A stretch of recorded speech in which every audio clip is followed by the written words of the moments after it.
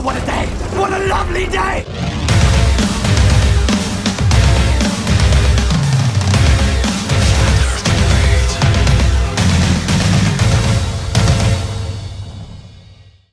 Welcome to Flat Earth Debate Uncut and After Show. I'm your host Nathan Oakley, and if you're new to this channel, or you've not done so already, then be sure to subscribe and hit the bell notification icon to keep up to date with the Flat Earth Debate. If you'd like to support the channel, there is a super chat that runs alongside each of these shows while they premiere. There's also a PayPal, Patreon and crypto link in the info box below the video. Speaking of Patreon, I'm going to do a quick shout out to all of you who do support me on Patreon. So, a big shout out to, you're going to shout them out as well, Clover. Abraham Mohammed, Adam, Adrian Quintana, Alistair Main, Billy Hivolt, Blue Ridge Ranger, Burn Fat Till My Stomach Is As Flat As The Earth, Charlie and Cat, Dank, Dave Rakia Gafford, David Wayne Foster, Dad Studio 68, Edwin Johnson, Erwin Jennisons, Felix Hung, Fireball X, God Rockin, Henrik 86, Joshua Balsimo, Kirsten Smith, Liam Nedrick, Life Is Short, Matt,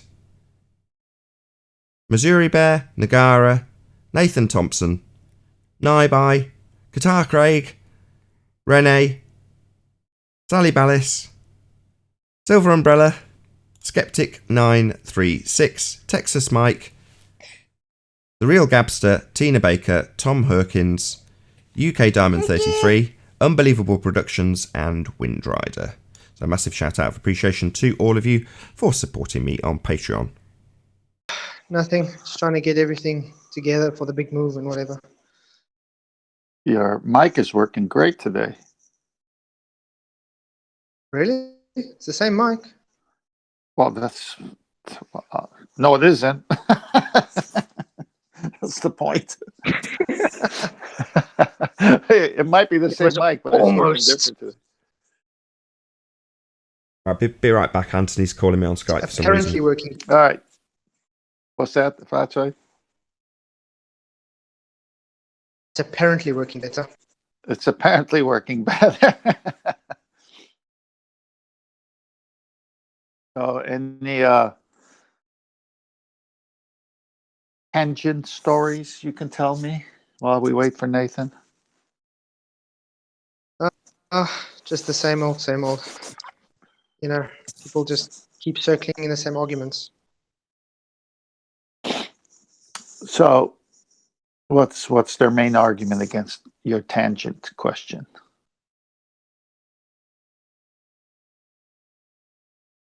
The calculators are not reality. You're saying that. They saying that. It's not their fault that the calculators are wrong. Oh, so they're saying when you're asking them to prove it with a tangent and they can't, then they'll say the calculators aren't reality. Exactly. Well, then why are we using calculators for commerce or everything else? It's only when it suits them, then it's fine. Hang on. I thought math, M-A-T-H, math, was the bedrock part of this whole argument. Apparently not anymore. So if calculators are not reality, then 7/6R is not reality. Correct. And if 7/6R is They not say we reality, don't use. then the Earth's radius. They're actually claiming 706R is wrong, not the refraction we use. Okay. So then everything that's in print that has to do with math is wrong. Correct. Because calculations and calculators that were used to get it is now reality.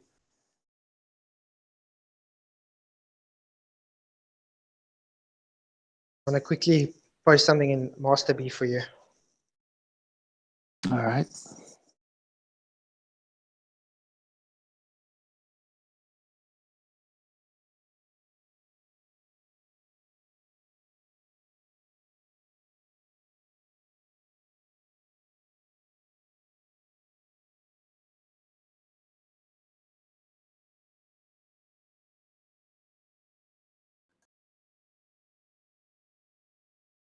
Okay, it's in master B. Okay, we'll get there.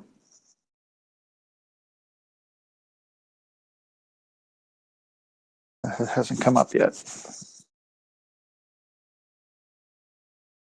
So before you left, we were talking about calculations, and 7/6R, that's wrong. Is that right? Correct. Okay, hang on. Your master B's coming. Because that means it's standard refraction, and they know standard refraction won't work for their model.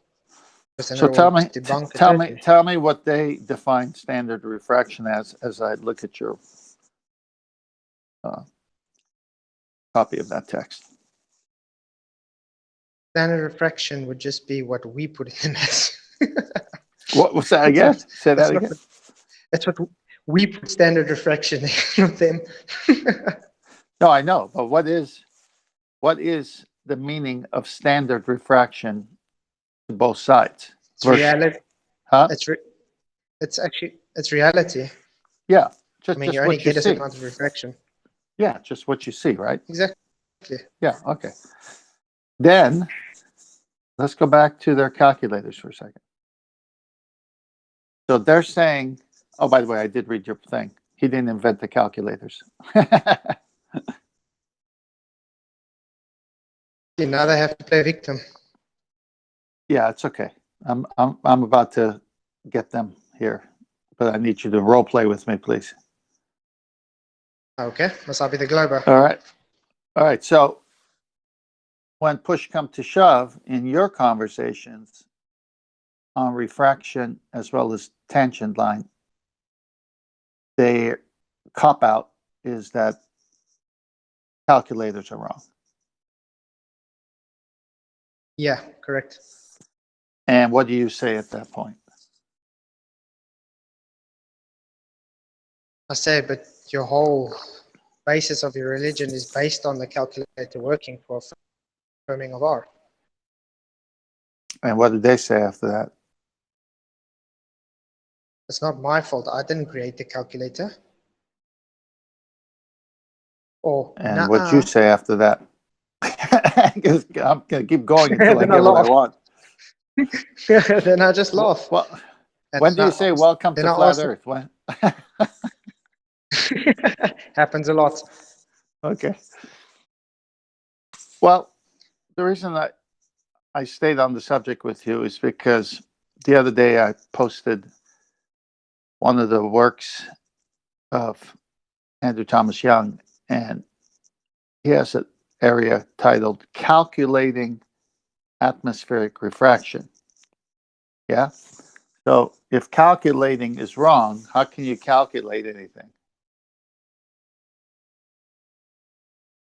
The problem also they have, how can they, that calculation they're basing on is from a geometric sphere. So they first had to assume a sphere with a radius, then make the calculations off of that.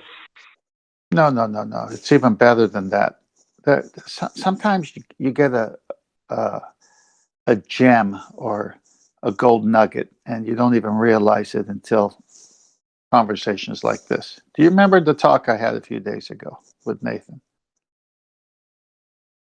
Which The one on refraction, when Andrew Thomas Young was going his work on refraction. the one with the concept. Yeah, so let me read it. Calculating atmospheric refraction. This was after he did all the calculations. This was the bottom summary, okay? He says, all the discussion above deals with plane surfaces, but the Earth isn't flat. Let me just read it again. All the discussion above deals with plane surfaces, but the Earth isn't flat. All his calculations. But that's double speak. Yes. No. That's a lot of things. That's a lot of things. Let me tell you what I'm seeing. Any calculations is done over a plane surface, is what he's saying. Because if you break this down, All the discussion above deals with plane surfaces, but the Earth isn't flat. Well, where were you when you made these calculations? That's what I'm trying to say. It, it's flat, but then he bases it and just ignores it and just plainly declares not flat. But he's using a flat surface to make his calculations. I'm weaving a bigger picture than that. All the discussions above deals with plane surfaces. So that means he was on Earth doing all the calculations, but it's a plane surface. Pretty obvious, right? Yep. Then he says, Observations but can only be in reality. then he says, but the Earth isn't flat. Wait a minute, you just said all the calculations you did was over plane surfaces. Obviously, you were on Earth when you did it, but then you say, but the Earth isn't flat. So he jumped from reality observations to a fantasy. Yes.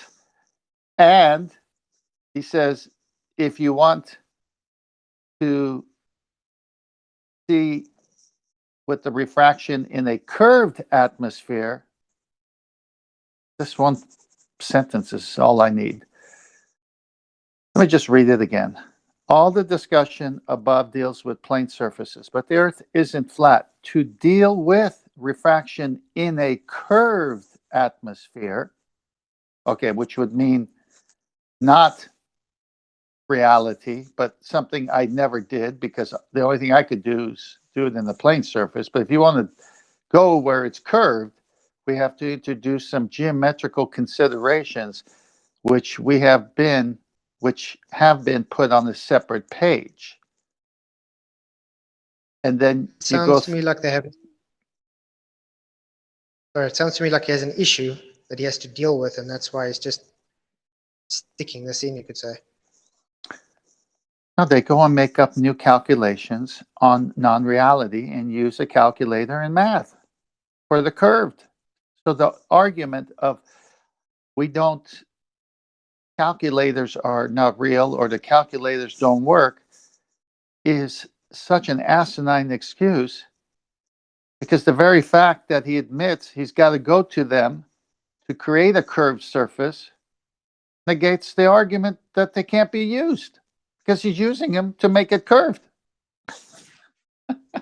No, in his own words, he's actually debunking the actual math of it. Yeah.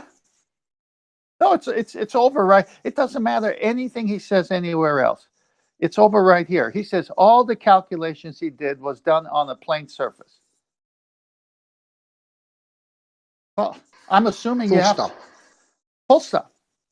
I'm assuming you have to be a human being. You have to be alive. You have to have consciousness.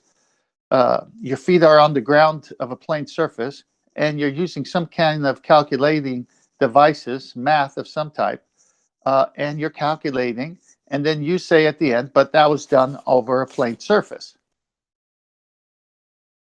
This poor guy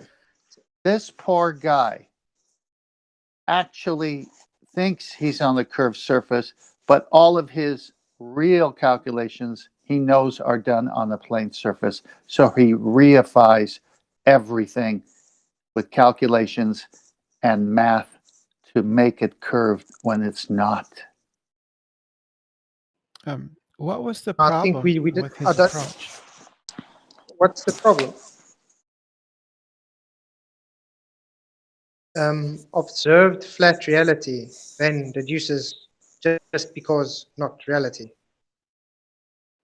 I didn't understand that. I feel sorry It for him, was actually. it, That's your right.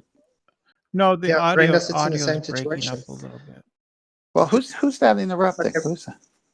Brenda, Oh, Brenda, if you observe something on a flat plane, can you hear me? I can't hear you. Your Brenda? audio is breaking up. why don't you get off and come back on, Flatso, just in case that's the problem. Okay, maybe you can ask. I'll go off so long. I don't know what the question is. She says she doesn't understand if you're on a flat plane, I make observations. She doesn't see the problem. Brenda, restate what you were trying to say. I can't hear anything. I mean, I heard something, but I can't make it out. I don't understand what the problem is with his procedure. Well, let me just read it. Calculating atmospheric refraction in bold title.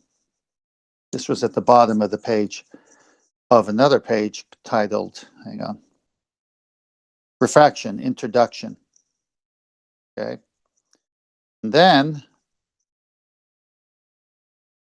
after that page has a bunch of calculations on it of how he wants to describe how refraction works, he has this one at the bottom, calculating atmospheric refraction. All the discussion above deals with plane surfaces, but the Earth isn't flat. Just those two sentences put together is the problem. I don't see the problem. That's my Well, question. let me What's let me wrong try to with explain. doing that? Well, do you want me to explain it?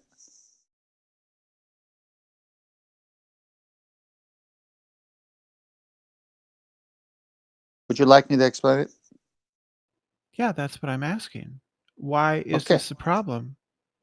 Because the first words is all the discussion above deals with plane surfaces. What does that mean to you? That means that you go argue from simple cases to more complex cases. No, So that doesn't yeah, say that. No, that doesn't say that. Everything sure has it to be in is. context, or it's You start not. with simple, easily solved problems, and then No, add don't more variables obfuscate. to increase No, the I'm not going to complexity. let you. No, Um, that's not what I gentlemen, read. No, hang sorry, on, Flatjoy. Hang on. sorry, Kent, can you just spell out for, if she doesn't understand which plane it is, maybe must spell No, out no, the no, word no, plane. Flatjoy, I think she thinks you're giving. plain and simple. Flatjoy, stop talking. Brenda understood every word I said and then obfuscated it. I'll read it again. All the discussion above deals with plane surfaces. What does that mean? I'll try it again.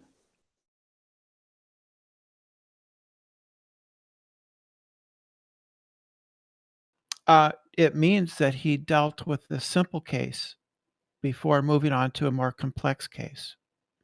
That's not what that says. Do you know how to spell plane surface? Do you know what word plane I'm using?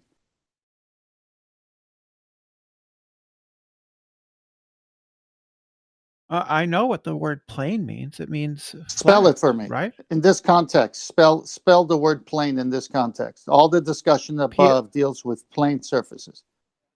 yeah, it means flat. Plane. No, yeah, that's right. Good.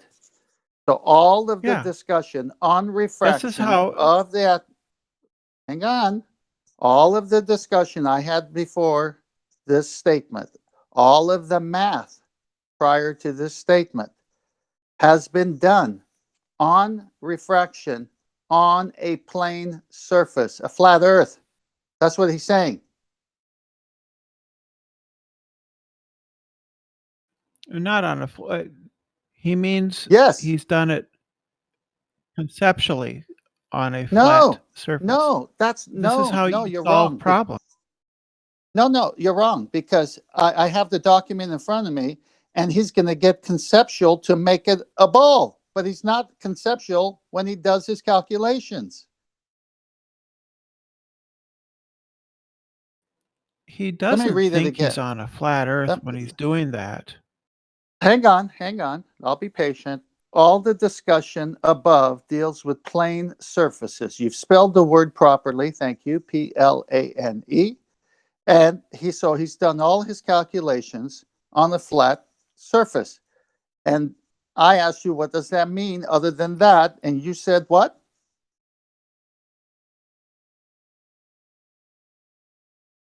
Flat. Yeah, not you, Flatzoid. It means what I understand him to be doing is you consider a simple, easily solved problem That's before not what it's considering a saying. more Stop difficult. inserting things. Let's each word. Oh my gosh, you make it so difficult. All. Does all mean all? I think so. The what? Discussion.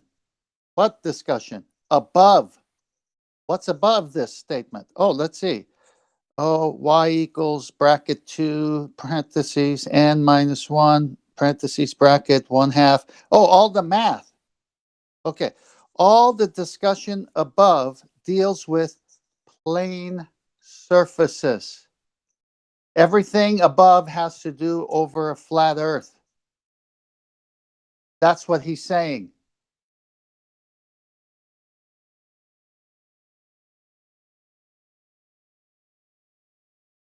You finally get it now? What heading are Quick, you change the on? subject. His Hang on. Just before I go there, Nathan, just give me a minute. I have Brenda where I want Brenda. She's changing the subject. Brenda. She's changing the No, subject. I know. No, I know. But don't worry, I have the hook. Brenda, all the I just want to discussion read above. along with you. No, I will. I'll post it. I'll post it again. It was done 2 days ago, but I'll post it again. But Brenda, here's what follows Well, I'm in the after that Discord. period. I'm in the That's okay. Discord. It's okay. Tomorrow, the next day, we're not going anywhere. Just relax for a minute. All the discussion above deals with plane surfaces, period. Here's the hook. But the earth isn't flat. How do I know what he means? Because of that second statement.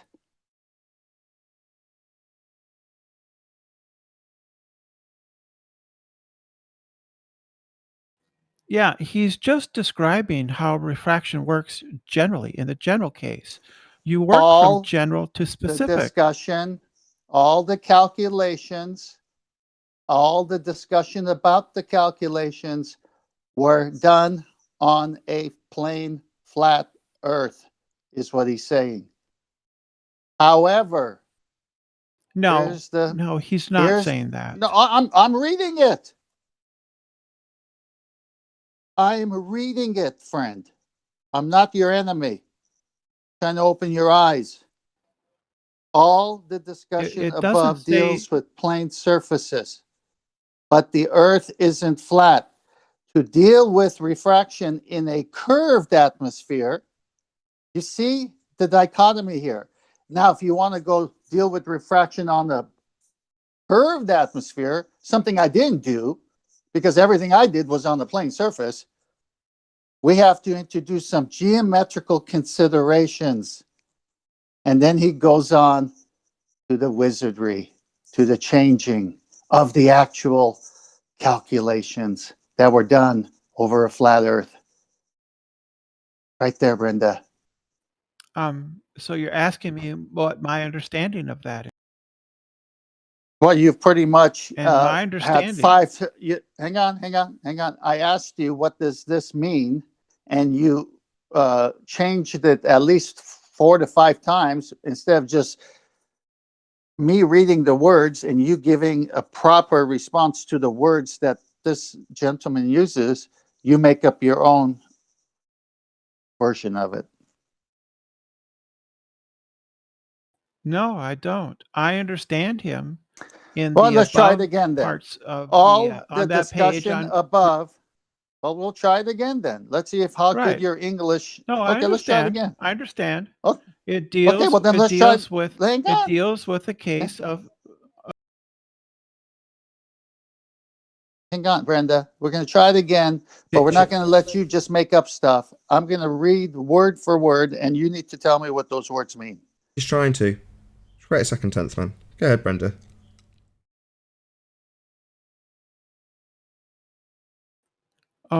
I didn't hear a question. I thought he was going to What do you retry understand when he something. says all of this was done on plane surfaces, but we'll disregard that and then bend the atmosphere like you can bend gas?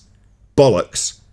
What do you make of that bollocks? Where he does it all on plane surfaces and then just declares that the atmosphere is curved because he declares it, even though everything he's just explained about how refraction works has been done matter of fact on plane surfaces as declared by him. It's been said about 16 times. Yeah, dude, he's not a fucking child. He knows that the Earth is round.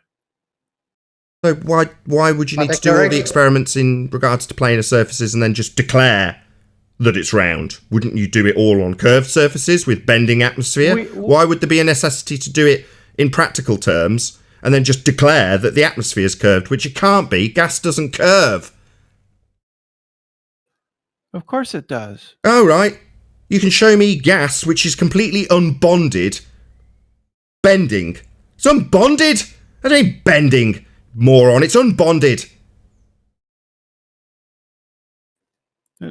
That's what makes it able to take any. So what do you shape make that of him there is. saying it's all being done on plane surfaces and then substituting it for his religious belief? Are you going to answer that question that you've been asked about 6 times? The flat globe Earth isn't a religious belief; it's science. That's not what he asked. It's an actual fact Oi, of the universe. that's not what he asked. I'm only stepping in because you're just giving him the runaround. Yeah, you're not answering. All of the experiments, or whatever he deems them to be with his bloody mathematics, are done on plane surfaces. Then he declares, but Earth's not flat. All right. Well, why did you do them all on plane surfaces then? That's what you're being asked. What do you make of that? Because the way you approach problems is to solve the simple general case and then move towards the more difficult specific case. He doesn't do it with a case. He does it with a thought experiment. Tenth has just explained this to you. He's not taking it to a more complex level than bending atmosphere, which is impossible. He's just theorising, colloquially, about a hypothetical physical horizon. He's not doing anything other than just declaring that atmosphere bends when it physically cannot do that. It's unbonded. So all of his examples are planar examples. And then he moves on to a declaration of belief, which you're going to argue about whether or not it's bloody religious, rather than identifying the fact, as 10th man's laid out about 6 or 7 times, that he's doing all of the practical stuff with planar geometry, and then moving on to just declare that he's going to beg the question based on physicality he doesn't have. But he'll assume, when he makes the horizon physical, by way of a thought experiment, no practicality in it at all. Because planar geometry is easier to solve. I got a definition of plane on Master B. I don't know if 10th man wants to read it out for her. No, I'm not there yet. I just want to follow up on this. Go ahead, 10th man. I can No, just Brenda, give you. listen I up. can just Listen give up, you. Brenda. Brenda, listen up, please. If you're right, and we lived on a sphere, all calculations that anyone ever does has been done on a sphere. No need for conversion to something else later. You're not Got it? understanding. How could you not understand simple, basic statement I just made? If you're right and we live on a sphere, every calculation that's ever made is made on a sphere. No need to convert it to something later. That's not what it is. There is a need because he doesn't say I did this on a flat Earth. He says the above discussion deals with plane surfaces. He's not Hang on, under let me the read it. illusion that he's Let me on a read flat it. Let me read it. Calculating atmospheric refraction. All the discussion above deals with plane surfaces, but the Earth isn't flat. To deal with refraction in a curved Yes. atmosphere, I'm not. Please don't interrupt till I'm done to see what he's doing. I'll try again. All the discussion above deals with plane surfaces, but the Earth isn't flat. To deal with refraction in a curved atmosphere, we have to introduce some geometrical considerations which have been put on a separate page. Let that sink in for a little while. It's perfectly clear. Hang on. What discussion did we have? What discussions did we have that he says were done on a plane surface? Well, let's just go back up to the page. Let's see, astronomical refraction, the basics. Oh, the ray of light going through water and glass and bending. Oh, that happens on a flat Earth. Oh, That's I what see. refraction That happens is. on the. I'm talking. That happens on the flat Earth, and that's the discussion he's talking about. Well, how much does it bend? Well, let's see. We need the law of refraction here, the index of refraction. Let's apply some analytical treatment. Let's have an interactive demonstration. Let's do some grazing incidences. Let's apply some math. The cosine and stuff I don't even understand here, as admitted before a couple of days ago. All right, let me just wrap it up. All of the calculations I just did for you above, deals for plane surfaces, but the Earth isn't flat. To deal with refraction in a curved atmosphere, we have to introduce some geometrical considerations which have been put on a separate page. So what I'm getting there, Brenda, is that everything that has to do with refraction and looming and all those things you guys like to say were never done on a curved surface, but have to be changed for it to match the sphere. You're misunderstanding. No, I'm it not completely. misunderstanding.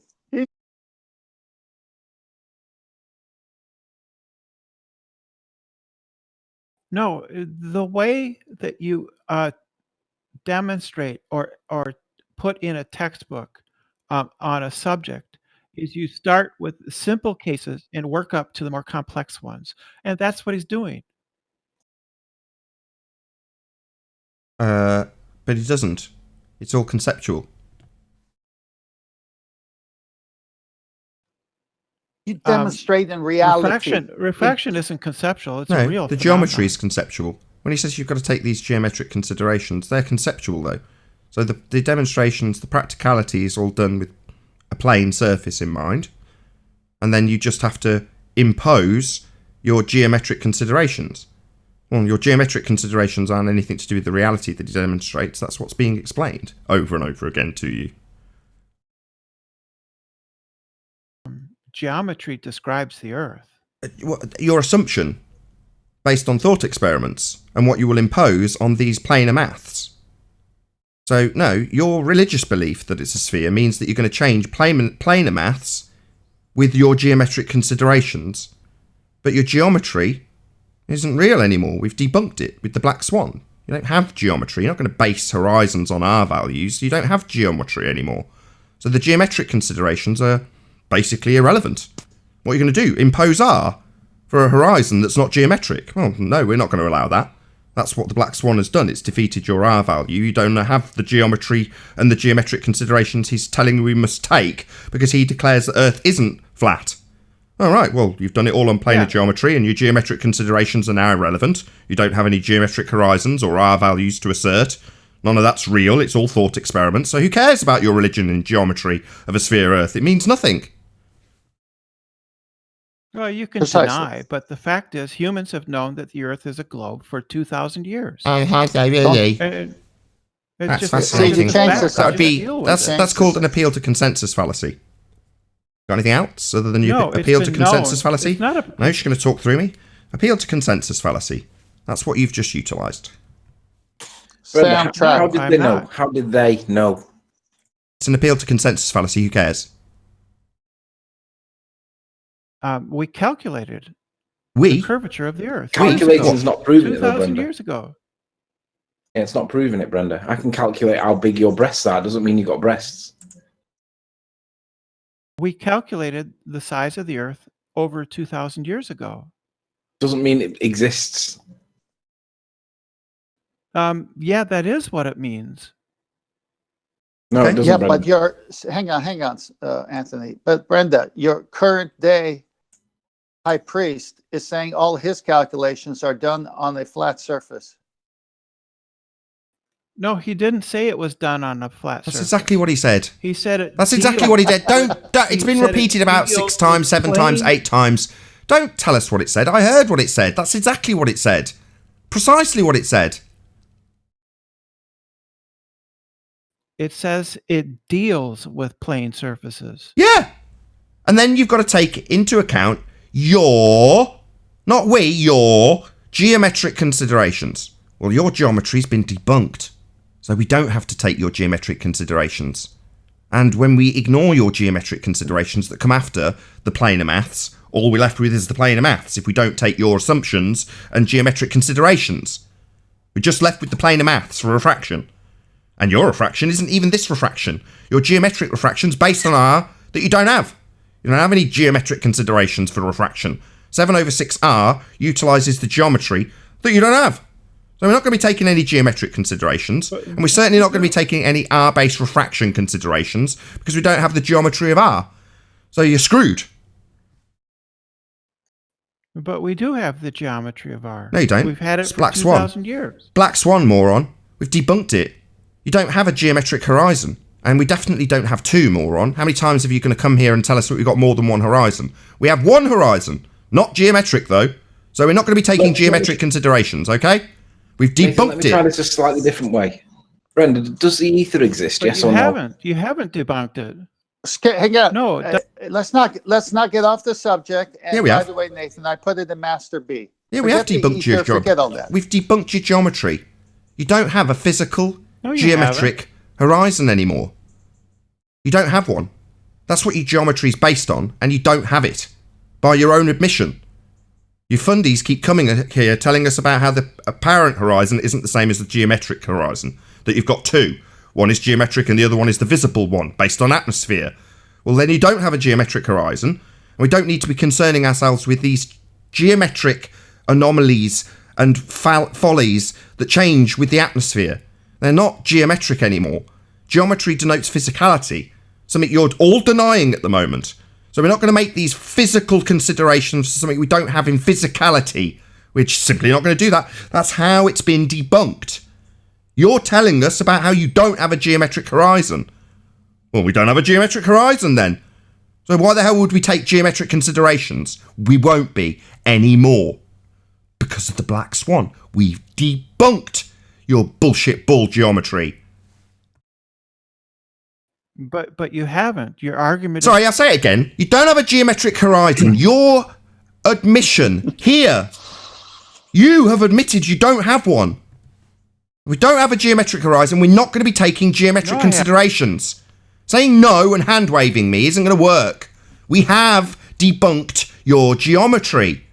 You no longer have the physical reified edge of a sphere as a horizon to block buildings for boats to go over and to bend into a sphere shape for NASA in a sky vacuum. None of those things apply if the horizon's not smegging geometric by your own admission. So you don't have to take geometric considerations. We don't have geometry of a sphere in the bloody horizon. So no need to take any geometric considerations. We have definitely debunked it. You don't have to like it, but we've definitely debunked it. You can't trust in R anymore. R gave you a physical horizon. Not anymore. Nathan, nobody on the globe side thinks that you've debunked it. Oh, really? Well, they can all stick their heads in the sand. While I tell them that the ones who are brave enough to come here, like you, Brenda, kudos, tell us all about how you don't have a geometric horizon and your model's based on a geometry of R with a physical horizon to obscure buildings like you've all argued for 5 years about and now deny. So while you can have your wishful thinking, fundies, oh no, this isn't a problem, like Rumpus told us from the chat. Yeah, it's just us Being over enthusiastic about nothing. Well then, get on with your day. I wouldn't worry about it then, Brenda. Don't worry about your lack of physicality as the geometric model you assert is the physicality of the sphere you think we're standing on. Even though we don't have any physicality to the geometry of the horizon, it's been debunked. But don't worry about it, it's not a big deal. Just get on with your day, have a cake. Brenda, Well, if let me ask you you a feel question. so confident, then I don't see a reason for you to get so upset. Shut up. I get upset with fundy morons like you who hand wave us and tell us it's not a big deal while you're arguing with it about us. Arguing about it with us. But just don't get excited when I'm we very just excited. We've deny debunked it. sphere geometry. I'm extremely excited about debunking your sphere geometry. You morons have been arguing about it for about 5 straight years, and now you don't have a physical horizon. I'm going to shout it from the bloody hilltops. It's wonderful, but not a big deal according to you. Me, I'm really excited about it. Woohoo! We've debunked sphere geometry. They no longer have a physical reified edge and a horizon, and they all admit it. It's wonderful. Shout it from the rooftops. The black swan killed the globe. Woohoo! What's that you say? You're not too concerned? Oh, piss off then. We'll have a party over here. Woohoo! Brenda, let me ask you a question. Well, if you're Bravo. that confident, then debate in a neutral debate. Oh, what? You're going to criticise the platform? You don't have a physical geometric edge for a horizon anymore, Brenda. Not a big deal. What, time to talk about my platform rather than the geometric physical horizon you don't have? I'd be more concerned with that. But it's not a big deal to you. What, my production on this very small YouTube channel is far more important to you than the loss of your geometry? Man, I'd be much more concerned about my geometry being taken away from me if I had a sphere geometry that I was trying to argue for. But no big deal, man. Have a cake. Brenda, let me ask you a question, for God's sake. Yeah, Brenda. Go ahead. Does the ether exist, yes or no? It does not. How do you know? Because it was refuted. So The when Michelson we apply the Morley same experiment. rationale to whether the curve, the geometry exists, we can say the same thing because it's been refuted. Why is it you accept that the ether does not exist, but we can't accept that the geometry doesn't exist with the same rule? Because your argument is unsound. It commits a fallacy of equivocation.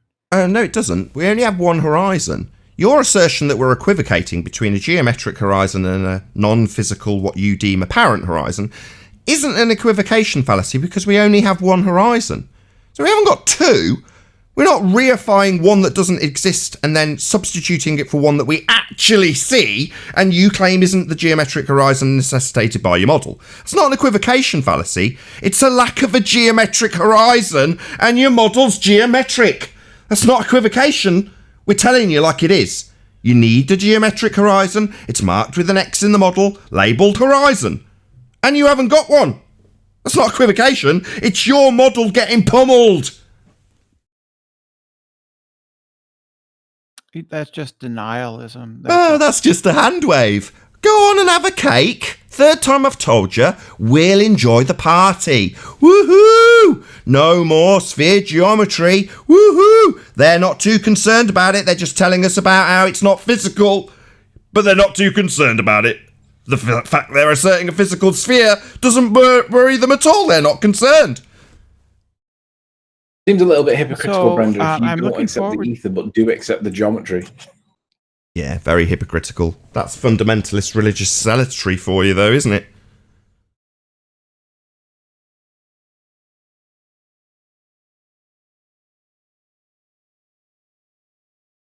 Oh, what a day! What a lovely day!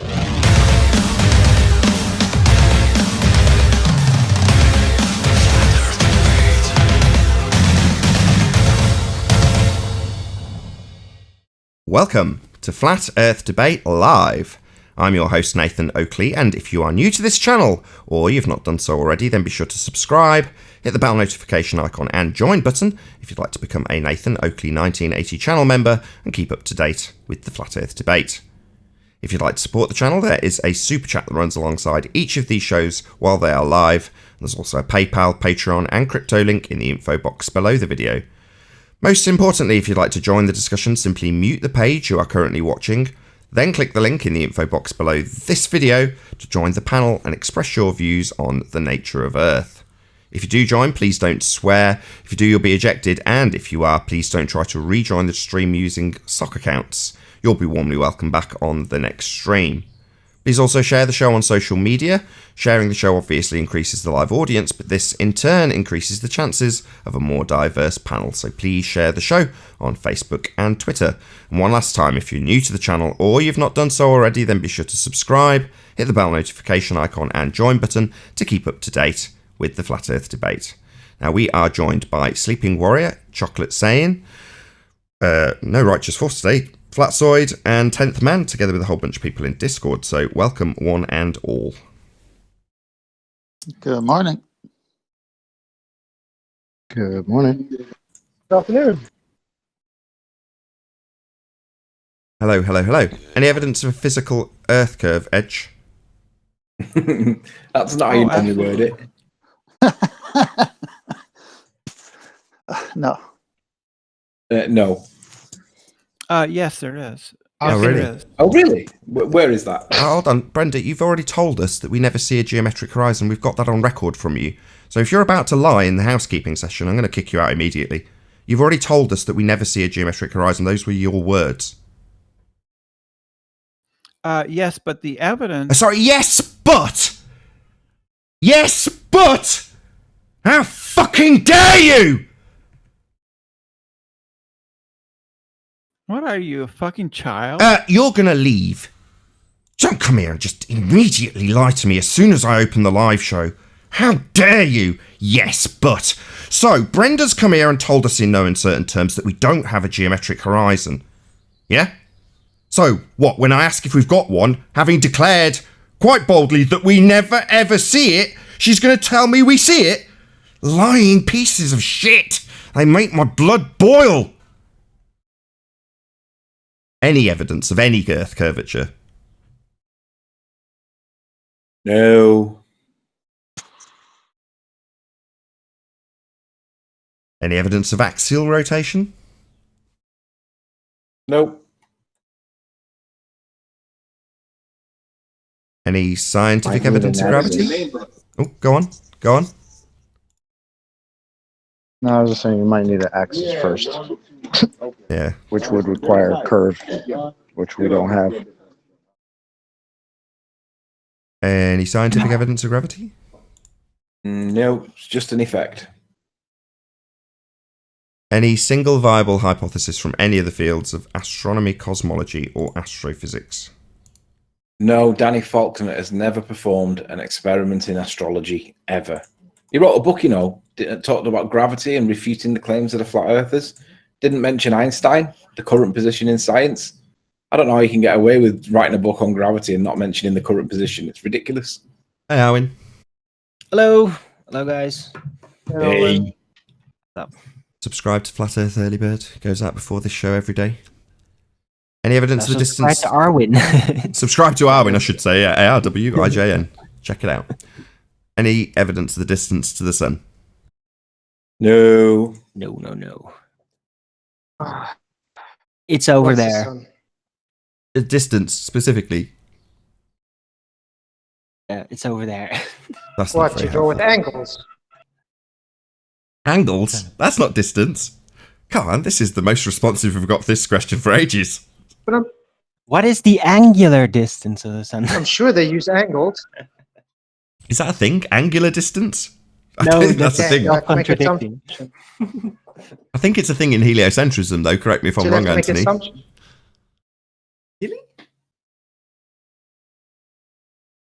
I don't Yes, think so. It seems self-contradictory.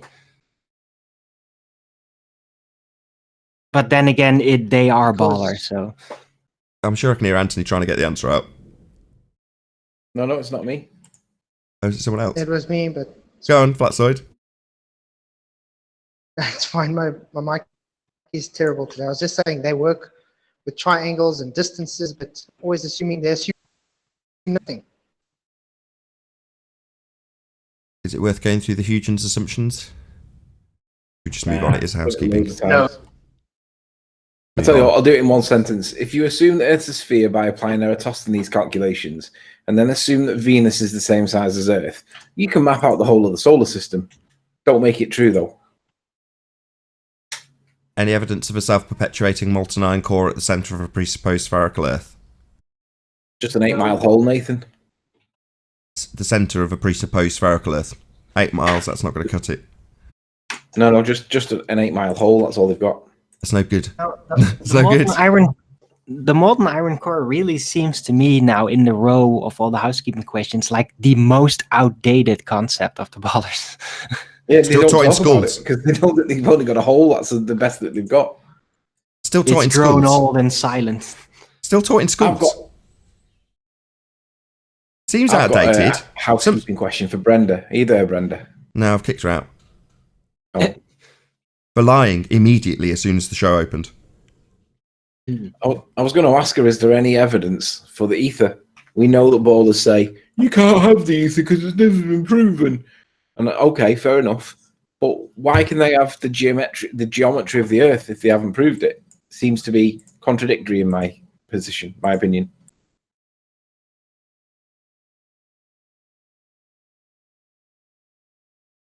Yeah, I was just going to say, while it might seem like an outdated concept because it's never, ever, ever, ever got a response from anybody ever in the last year and a half, it doesn't alter the fact that tomorrow some kid's going to get indoctrinated with that garbage. Yep.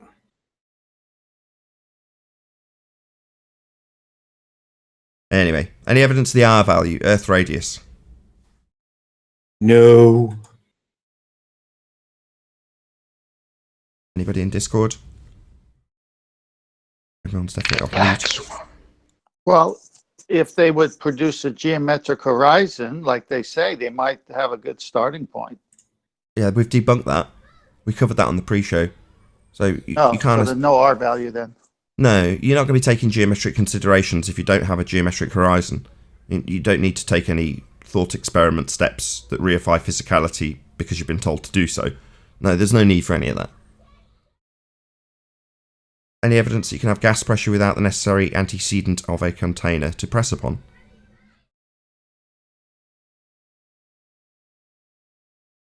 What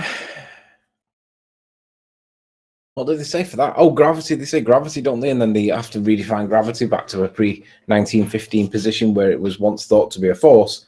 They have to regress back to that one to address that.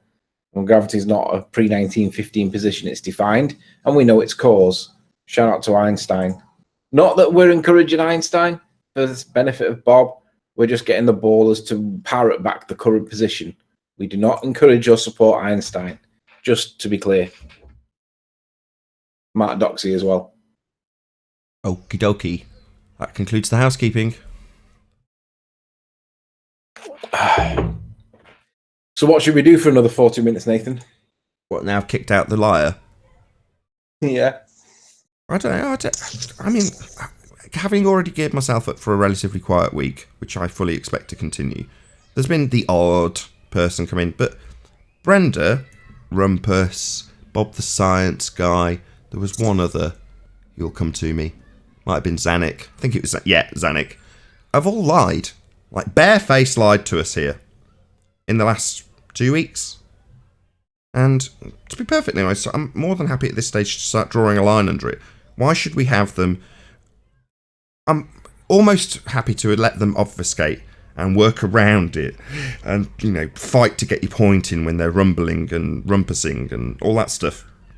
Because if they've got a reasonably tenable argument, that's justifiable. But when they just come in and lie, is it worth the audience's time listening to them just repeatedly lie? We've already got her on record. We've got her on record lying a couple of times now. So what possible benefit could she serve here, is my question. Hey, Paul. Good morning. Well, it's clearly the case that she's here just to obfuscate, lie, deceive. It's almost as if she gets given a mission statement every day, and she gets paid to say as many times in the one hangout as she can that gravity is a force, for example, or that whatever it is for the day. It's as if she's got to keep saying key words and as many times as she can until she gets kicked out. Because obviously we know that the more we talk about gravity doing something, then the more real it becomes, regardless of whether it actually exists or not.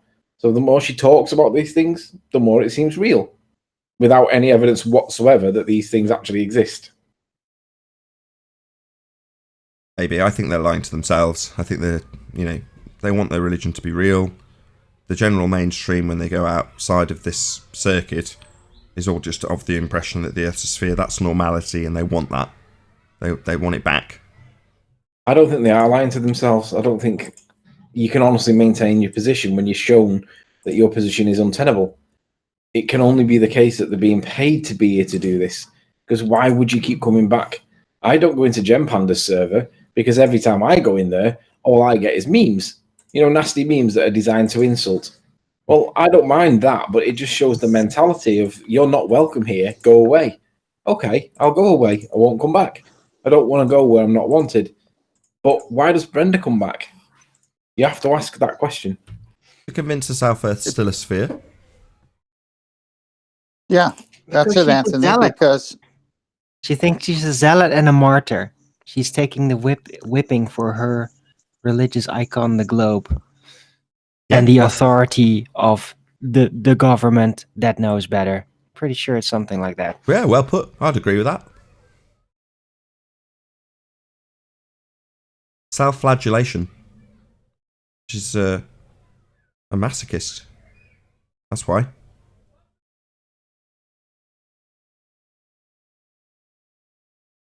Yeah. It's the second time I've heard somebody allude to the wishful thinking argument. This is no big deal. It's the second time that's happened.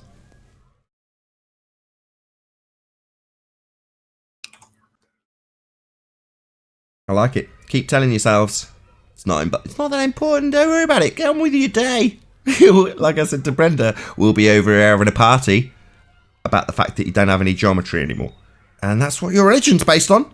So it's party over here, head in the sand over there. They're not having any fun. We can't see it. Hey, Awakened Narrative, thank you very much for the super chat. This channel is single-handedly smashing the globe. And there's plenty of channels. Shout out to Arwin, as I did already. Flat Earth Early Bird. Shout out to Quantum Eraser, Sleeping Warrior. Loads of channels. Thanks. I just want to give a very public apology. I said something yesterday that was a bit unfair. Arwin, whilst I was having a rant against Bob's pushing of this new form of gravity that he wants to exist, whilst dismissing the demonstration I showed where that initial bias was caused by changing the medium, Bob, I inadvertently, accidentally, and unintentionally insulted and caused offence when I referenced Bob to be a little, quote, Arwinian. Bob, I am very sorry for upsetting you. Sorry, you didn't. You bastard. I'm sorry. I just had to get that in, Albert. I'm sorry. I think you'll find that was a very ranty-esque apology. Sorry, Arwin. No, seriously, I didn't mean to offend you, Arwin. It was done just to make no, I didn't mean to upset you. It's okay. You already kind of apologized genuinely in the chat. I know, but you did say you wanted like a public retraction kind of thing or something similar, so I thought, fuck it, I'll give you one. No, it's okay. I get it. I just love the fact that you'd have been like, what do you mean, Bob? I don't think Bob is Arwinian.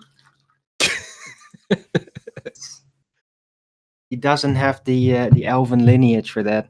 Can we not discuss Bob on a personal level? It's all well and good you two taking the piss out of each other. He's not here to defend himself, but on a personal level, if you've got an issue with something he's asserting on subject... No, I wasn't going to go into it. I'm just saying that he just doesn't have the elven lineage to be deemed Arwinian. It's just wrong. Yeah, we weren't actually talking about Bob. It was because I referenced Arwinian as the descriptive word to describe what he was doing with gravity, and Arwin took offence to it. And he said, you should apologise, that's not fair. And I was like, okay then. Anyway. Well, let's go. So, what can we do now? We haven't got any ballers to defend the religion anymore. And that's so sad because in my chat, man, there's there's plenty of ballers still hanging around, like this Professor Phil Bell guy and George Sanford and Paul Roberts. And I had this back and forth discussion in my chat for, I don't know, at least 20 minutes or so about, Professor Phil Bell claiming that he has scientific proof for evolution in the ball. It's just, they keep on doing it. I just wish that they would actually take the next step and join the Flat Earth Debate Discord panel to see if they can actually, with words, put it down. I wonder if they can't, because they can't, because they claim that they're on protest because Nathan's got the mute button. But what actually happens is Nathan stops them from begging the question and performing logical fallacies whilst they lie through the teeth about what's going on with the world. And Nathan doesn't do it anymore, doesn't let them get away with that. And that's why they can't join. But they blame being on protest. Well, it's not actually true, is it? You can't, because you've got to say things like, if we're on a ball, then gyroscopes or pendulums must do something. Gyroscopes and pendulums seem to do something. That must mean that we're on a ball. Right, quick couple of shout-outs. So a shout-out to Awaken Narrative. He says, not single-handedly, pimp-handedly. And then gives me a high five. I'm not their pimp. People are independent of me. They come with their own volition. Just let's get that in there. But thank you very much for the support, Awaken Narrative. Also, JG Gonzalez says, or Jose JG Flip-Flop, I should say, says, play and explain my boat video link in Skype. Well, I'm not entirely sure how many of the audience have got you on Skype, but if you are on Skype with Jose, check out his video and explain it to him. He doesn't understand, clearly. Thank you very much for the super chat, Jose. Also, shout out to Brandon Toy Motown FE. He says, it's too bad Sean is too scared to join the show. I don't know who Sean is, but thank you very much for the super chat, Brandon Toy. Let's just scroll up and see who's in here called Sean. Oh, Sean Hawkins tagging me. Of course it is. Yeah. I'm sure he's in chat sharing his pain. Sean Hawkins is the best, one of the stupidest ballers, because he tells everybody that we've got to prove the Earth's flat to demonstrate that you can't have gas pressure. He thinks that the burden of proof lies with us to prove that the Earth's flat, right? He doesn't think that he has to prove anything because it's scientifically everybody agrees. He thinks the burden of proof's on us. It's like, hello, you're the one that tells us gravity exists. Where is it? He's not as dumb as Dawn. I mean, he's pretty dumb, but he's not as dumb as Dawn. Come on. Credit where credit's due. Low credit, though, that is. I don't know. It's a dumb off. I don't know. I think that Don is actually smarter because he does know it is a belief. No, it is a dumb off. Hold on. Somebody in Discord was trying to say something, and then I'll read out Alexander's super chat. Go ahead, whoever it was in Discord. Nathan, this is Marcus. Hey, Marcus. Can you hear me? Yeah, loud and clear. Yeah, so I got thank you. I got a response from Danny Faulkner when he asked about the viable hypothesis in his field. His response was, give me 1 second. We would like to request for a viable scientific hypothesis in your field that we can add to our research. He said, one that I would suggest is the cause of lunar phases. That's his response. What? I didn't. You're a bit close to your mic, so we've got quite a lot of plosives, but say that again. Okay. So his response was, one that I would suggest is the cause of lunar phases. The cause of lunar phases? He thinks that's a viable hypothesis. A hypothesis establishes an independent and dependent variable. In a scientific hypothesis, you'll also have a null. So you've got your IV, you've got your DV. You'd also normally go through any control variables, and you have your alternative and null. In other words, a confirmation of what you think causes an effect, and the null hypothesis, which is to say what you assume causes the effect does not cause the effect. That's a hypothesis. So what he said is the cause of lunar phases. That was his hypothesis. So that's Dr. Daniel Faulkner, who doesn't know what science is. So let's just make that a declaration. Go back to Daniel Faulkner and ask him what was his independent variable in his cause of lunar phases experiment. Perfect. I actually asked him, may I know who has done this experiment so I can look it up? And his response was, it's so long, it's like obfuscating. The conventional explanation of lunar phases is based on a very good inference from a multitude of observations of the moon. He goes on to say, the problem is very few people have actually done these observations for themselves, But if one consistently carries out these observations every clear night over many months, one quickly sees that the hypothesis explains what we see very well. I know of no other hypothesis that does. That's his answer. Did you point out that there wasn't an independent variable in his observation? No. He said the hypothesis explains, at a fundamental level, Dr. Daniel Faulkner does not understand what science is. A hypothesis is a supposition. It's not an explanation. He's moronic. At a fundamental level, he doesn't know what a hypothesis is. A hypothesis is a scientific prediction. It establishes cause and effect. It also has the antithesis of your prediction. If A, then B, being your prediction. If A, not B, being the antithesis of your prediction. That's a null. That's a scientific prediction, otherwise known as hypothesis. He hasn't got a clue what one is. He's a moron. Dr. Daniel Faulkner. My name is Nathan Oakley. You are a pretender, clown, not a scientist.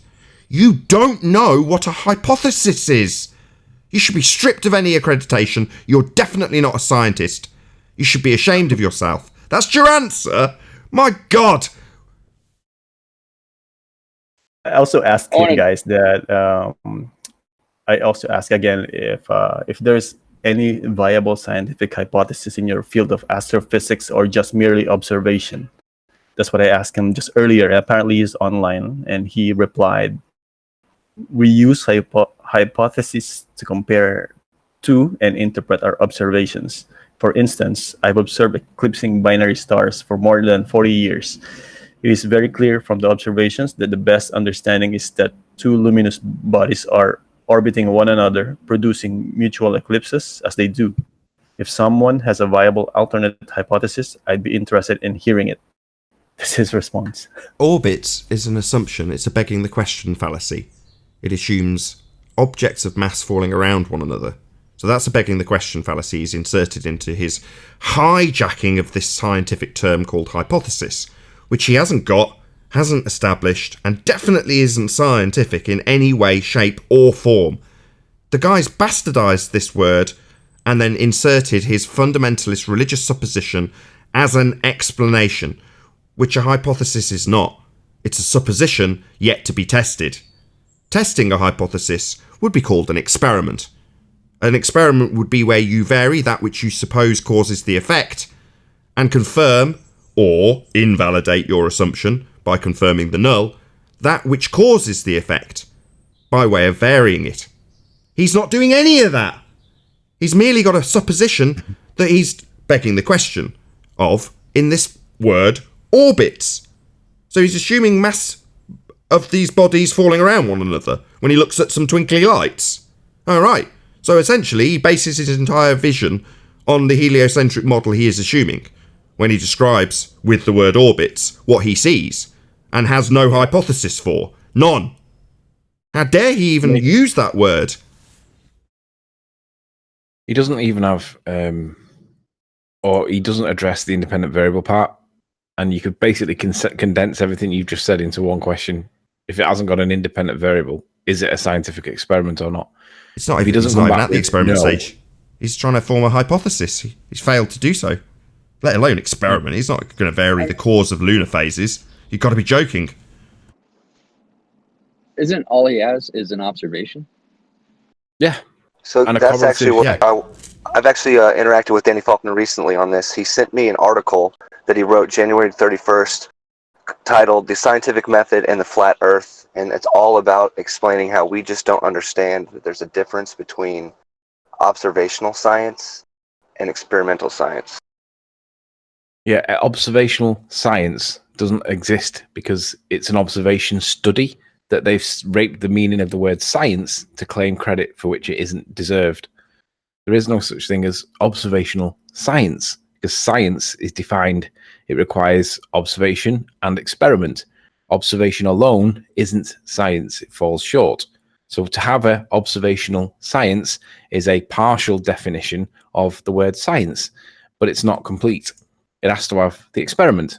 Doesn't have it. So it can't be science. And that's exactly what I told him, and he got upset and stopped talking to me. Yeah, he did the same to me. Actually, he got triggered from my response as well. What was your I think response? it's very strange that out of the blue, I haven't talked to him in months, and out of the blue, he sends me this. So clearly, he's very troubled by this fact. I will come back to you, Biblical Earth. I'll just round out things with Marcus, and then I will come back to you, what you've done with No problem. your interactions with him. Sorry, what was your response to him, Marcus? So, the last conversation we had, Nathan, the other day, regarding pressure differential, I asked him, we are looking for the answer on how do we have gas pressure without a container. We just need some explanation on how atmospheres seem to violate the second law of thermodynamics by not being sucked out by the vacuum of the supposed outer space. So he goes on to respond, vacuums don't suck. How do you think that the second law of thermodynamics is being violated? Be prepared to talk about macro states and micro states, or else it will be very clear that you don't know what you are talking about. So that's his response. And did you respond to him? Was that the end of the conversation? Yeah, actually, I just want to take advantage of his being responsiveness. So I just said, I appreciate your response. I will look more into it. That's what I said. And then I go on to ask for a scientific hypothesis on his field. I forwarded you the whole conversation over in Discord, so you can check it out. Microstates is just kind of like a position it could occupy. Paul's done several presentations on this. Paul, are you free? Yeah, I could talk for a second. Just ask him. I'm sounding horrible. Just ask him, how many microstates does the sky contain? See what he says. Good question. Or how many available microstates does the sky vacuum contain? I'll ask him that. But look into it. It's obviously, rather than just parroting off what we say, obviously look into what a microstate actually is. If not, go to yesterday's show, I think it might have been, and Paul does a full presentation on it. You know, explains how microstates are. It's a mathematical concept, obviously, but in terms of, you know, the available positions that a gas particle could occupy, that's the most simplest way I could dilute it down. Very oversimplified. But like I say, check out. Was it yesterday, Paul? Was it Monday? I think that was the other day. I think it was either Monday or Friday. I can't remember. Monday, yeah, someday I can't remember. Yeah, I think that's probably why I've not trimmed it out. There were several things 10th Man and yourself did on Monday that I'm going to just basically mirror the whole show, the Uncut and After show, but on the main channel. So obviously the majority of it went out on the smaller second channel. Subscribe today, Nathan Oakley channel, link below, which is where Uncut and After show gets published. But what I tend to do is one of the 5 or 6 that go out during the week, I should say, I'll then repeat in full on the main channel on a Sunday. I tend to do it, but that just goes out under the best of. So last week's was like the JLB show, which was the most eventful of all the week shows. But I think what I'm intending to do, rather than trim out your bit 10th Man, is publish the whole lot on the main channel. So I will do that probably on Sunday. Weird, because I don't think there was any arguing with Globeheads on Monday. It was still a really good show, you know. Nathan, I have another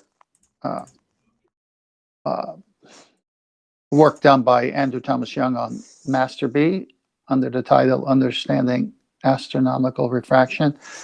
Someone could post that on and scroll. I don't know, Paul, if you want to do it like you did the other day.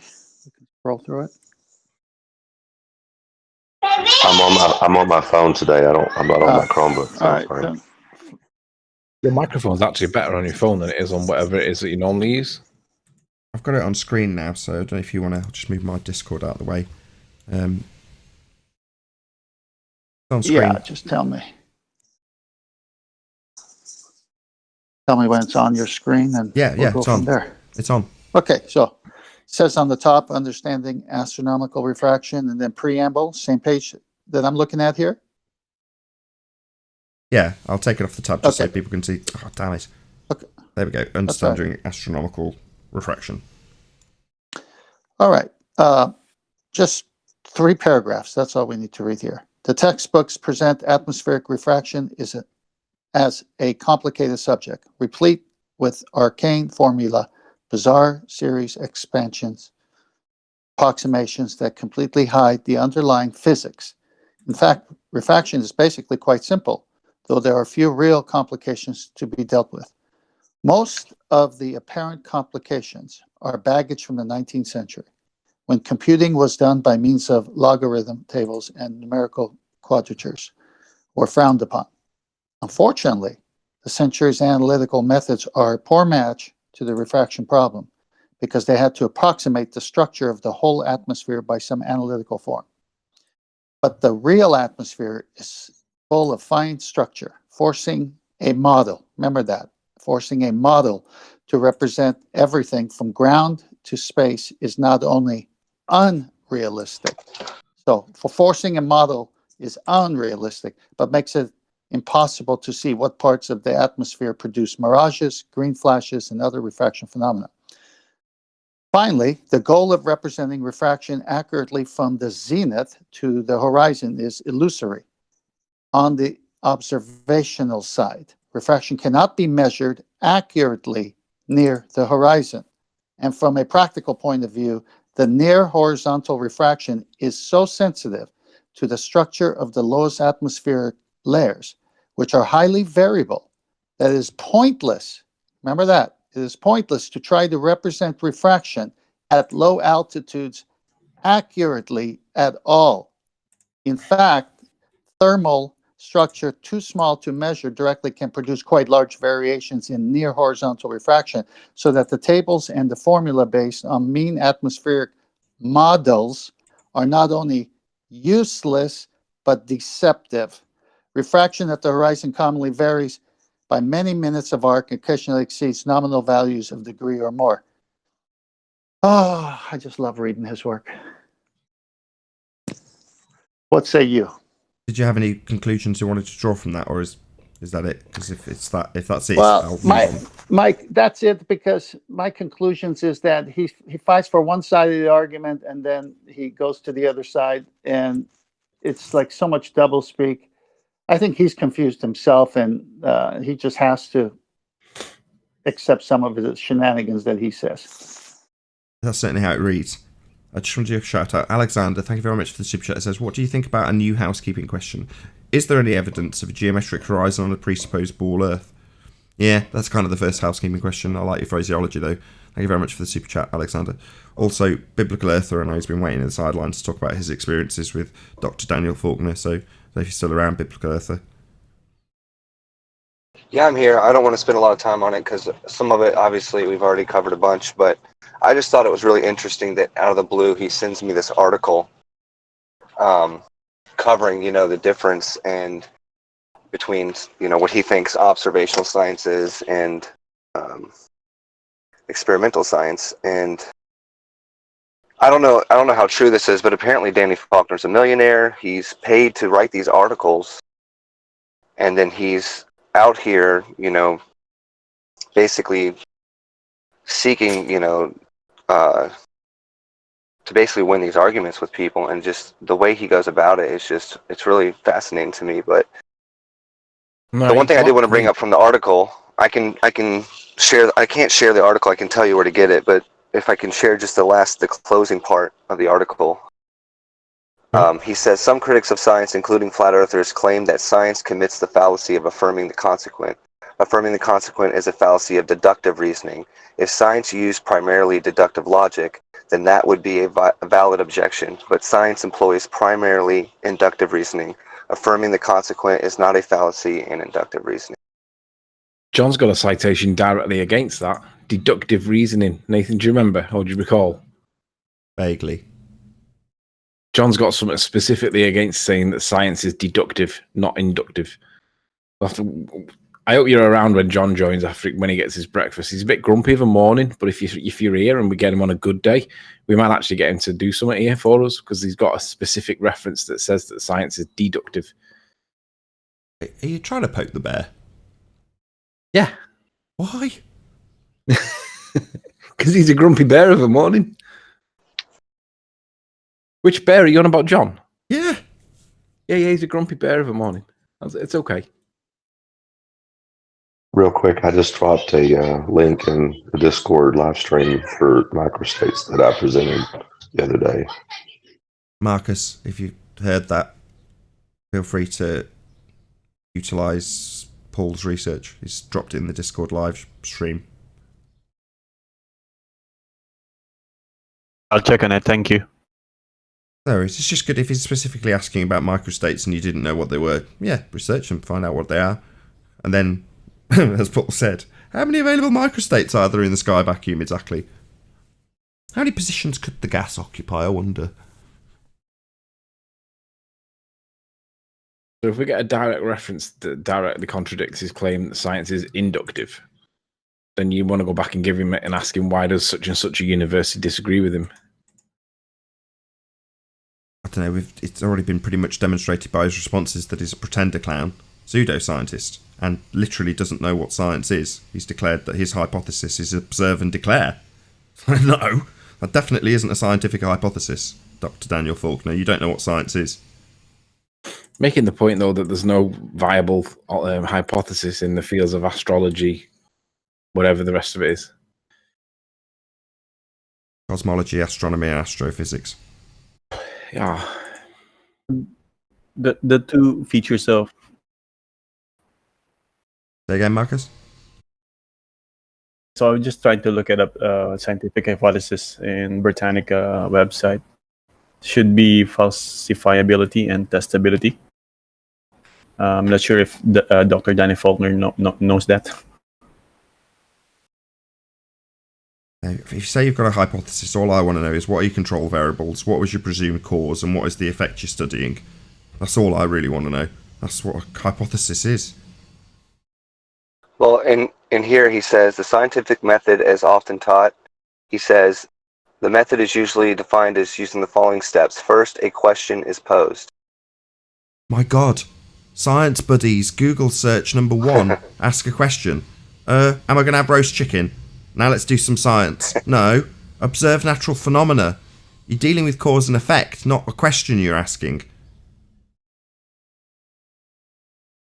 My God, it's pathetic. Science buddies' answers from doctors. Oh my God. And then he goes on and just basically says that you have to ask to see if there's research that's already answered this question, and then you develop a hypothesis or an educated guess. Does he define? And that's when I responded to him and I said, I'm just not going to read any further. And then he got upset. Does he define hypothesis? I was going to ask the same question. So he says, one develops an experiment to test this hypothesis. If the hypothesis is true, then the experiment ought to produce a certain outcome. This amounts to a prediction of the hypothesis. This usually is where the independent and dependent variables come in. So that's Perfect. where he goes from as he's explaining these steps. Well, can you converse, Biblical Earther, with Marcus and pass him on his quote? So clearly, he knows how to define... From this article? Oh, is that not Dr. Daniel Faulkner? No, he wrote this article. That's what I mean. Daniel. Yeah, that's what I mean. What I'm saying is, if you can pass that on to Marcus, he can then cite it back to him and say, in this article, you explain what a hypothesis is and how it requires independent and dependent variables by your own words. So for your phases, I'm specifically asking you, this is Marcus, I'm speaking on your behalf. I'm specifically asking you for a hypothesis. In this article, you explain hypothesis requires independent and dependent variables. Can you tell me what they are for this lunar thing, please? See what he says. That'll be fun. You could literally That'll be a fun use conversation, him as a hostile witness to himself. Yeah, exactly. He's his own hostile witness. Exactly, Chocolate. Remember that with the I don't know how I can send this, but it's the scientific method and the flat Earth on answersingenesis.org. So you can look it up there, or I can send it somehow. Just let me know. You can post it as a link. Copy the link to it and then stick it in live stream if you can. I don't know. I don't use the Discord live stream, so I don't actually know how to tell you how to do that. Just post it in live stream. I'm sure it's very easy. Guys, there you listen. go. I'll do it You right can now. send it to me. You can send it to me on Discord if you want. You can DM it to me. Chocolate saying the same name. Got it. I'll paste it. I'm pasting it right now in Discord, and then I'll send it to you. Perfect. So between you and Marcus, hopefully Marcus is armed with the understanding of what a microstate is and how that's a big problem if you've got bazillion available microstates in a sky vacuum for the gas to occupy, and also his obfuscation of your original question, which was in regards to a hypothesis that's valid. Now, what he's offered you is a load of word salad based on observational declarations, as opposed to what he's citing in his own article, where he says you need independent and dependent variables.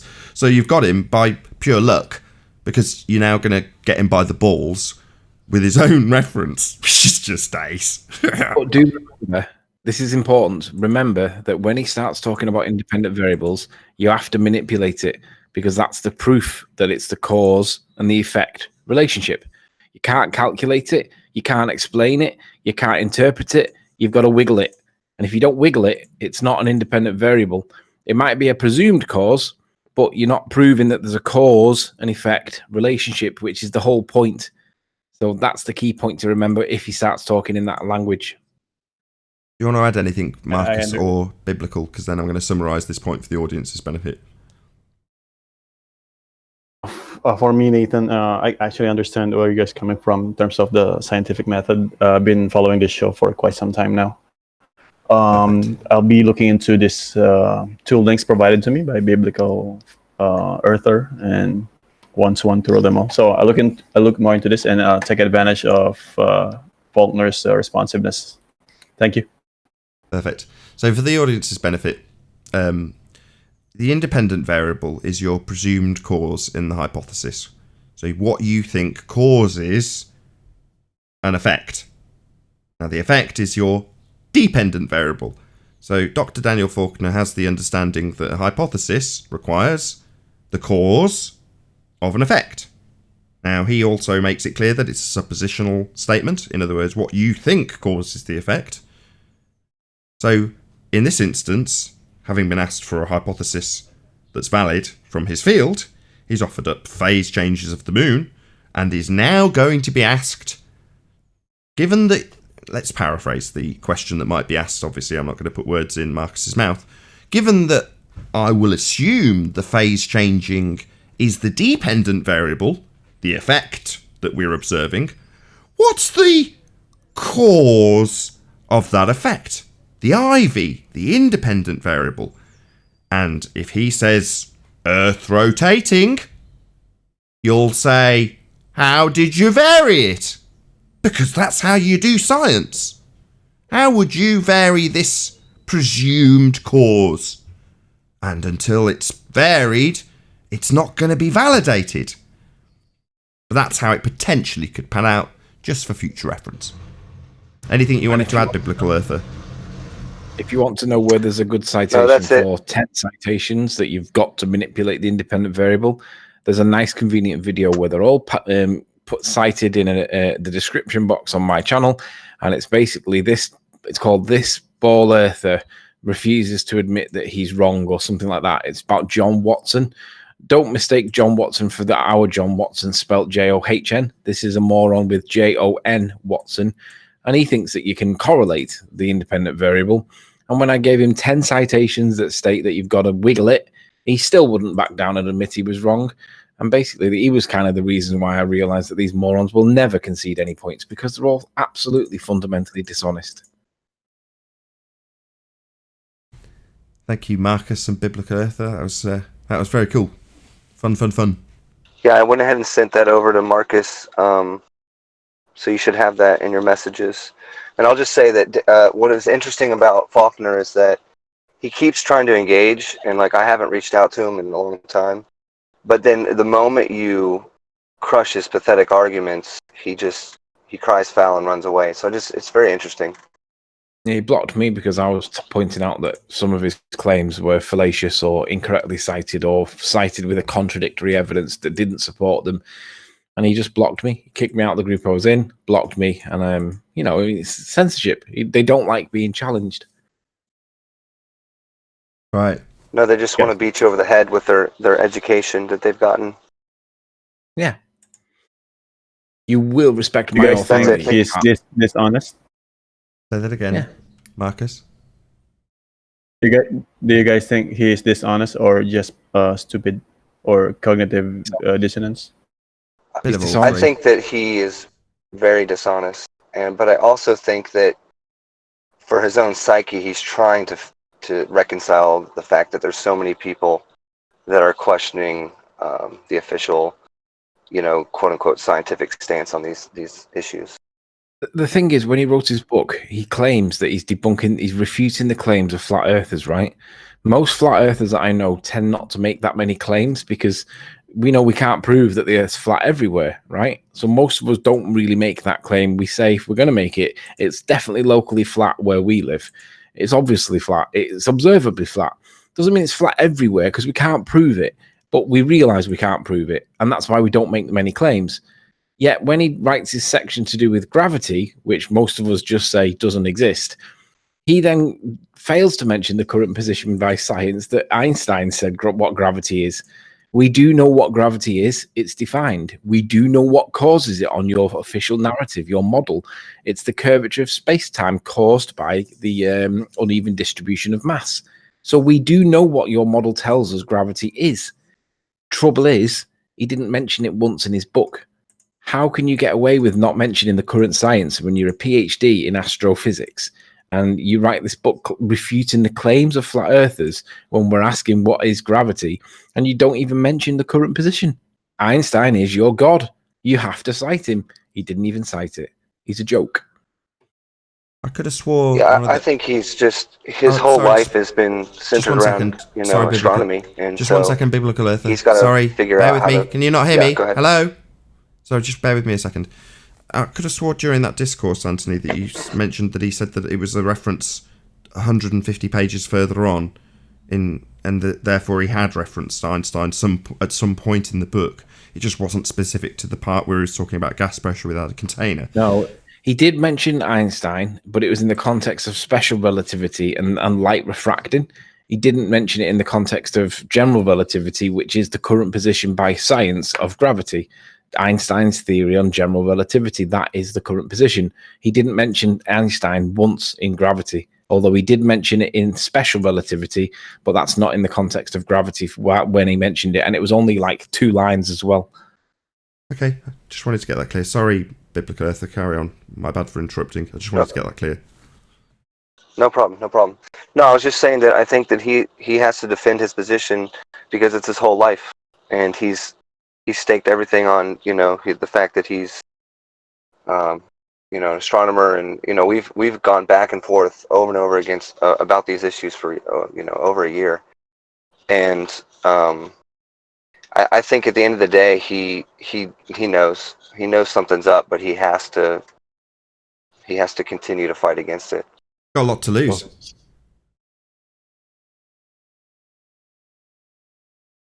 Got a lot to lose. Yeah, I mean, apparently he's a millionaire based off of being a creationist, which, good for him. But, and personally, I agree with a lot of the stances that creationists bring, but it's very, very, I've argued with him mostly on scripture. He always tries to go back to the science, and as we've shown repeatedly, he basically has no clue. He's indoctrinated to the core. That's the main problem with science. What? Again, Marcus? No, I was just saying, or he's just plainly dishonest. I think it's a bit of all Sorry, three. You gave a list of 3. I think it's all 3. A little bit dishonest. Yeah, in places. Bit cognitive dissonance. Yeah, in places. Bit just not smart enough to realise. Go on, sorry, Anthony. What is it called when you're a PhD? You write a book refuting claims of flat earthers. You address gravity, but you don't mention the current position by science. Given that you're a subject matter expert, even if you're only self-proclaimed, what would that be? Would that be dishonest, or would it be just recklessness?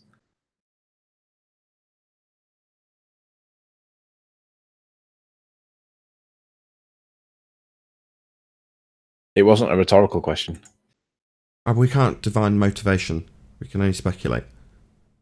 No, I'm not asking for the motivation. I'm asking what categorization of error is it? Is it recklessness or is it dishonesty? Is it intentional? I think it's dishonesty. Well, that's motivational. Yeah, given the fact that he's a PhD in his field. Exactly. I'm sure he knows the current rhetoric. Maybe. Doesn't know what science is. But then he does in an article he wrote a few years ago. Weird, hey? Yeah, correct.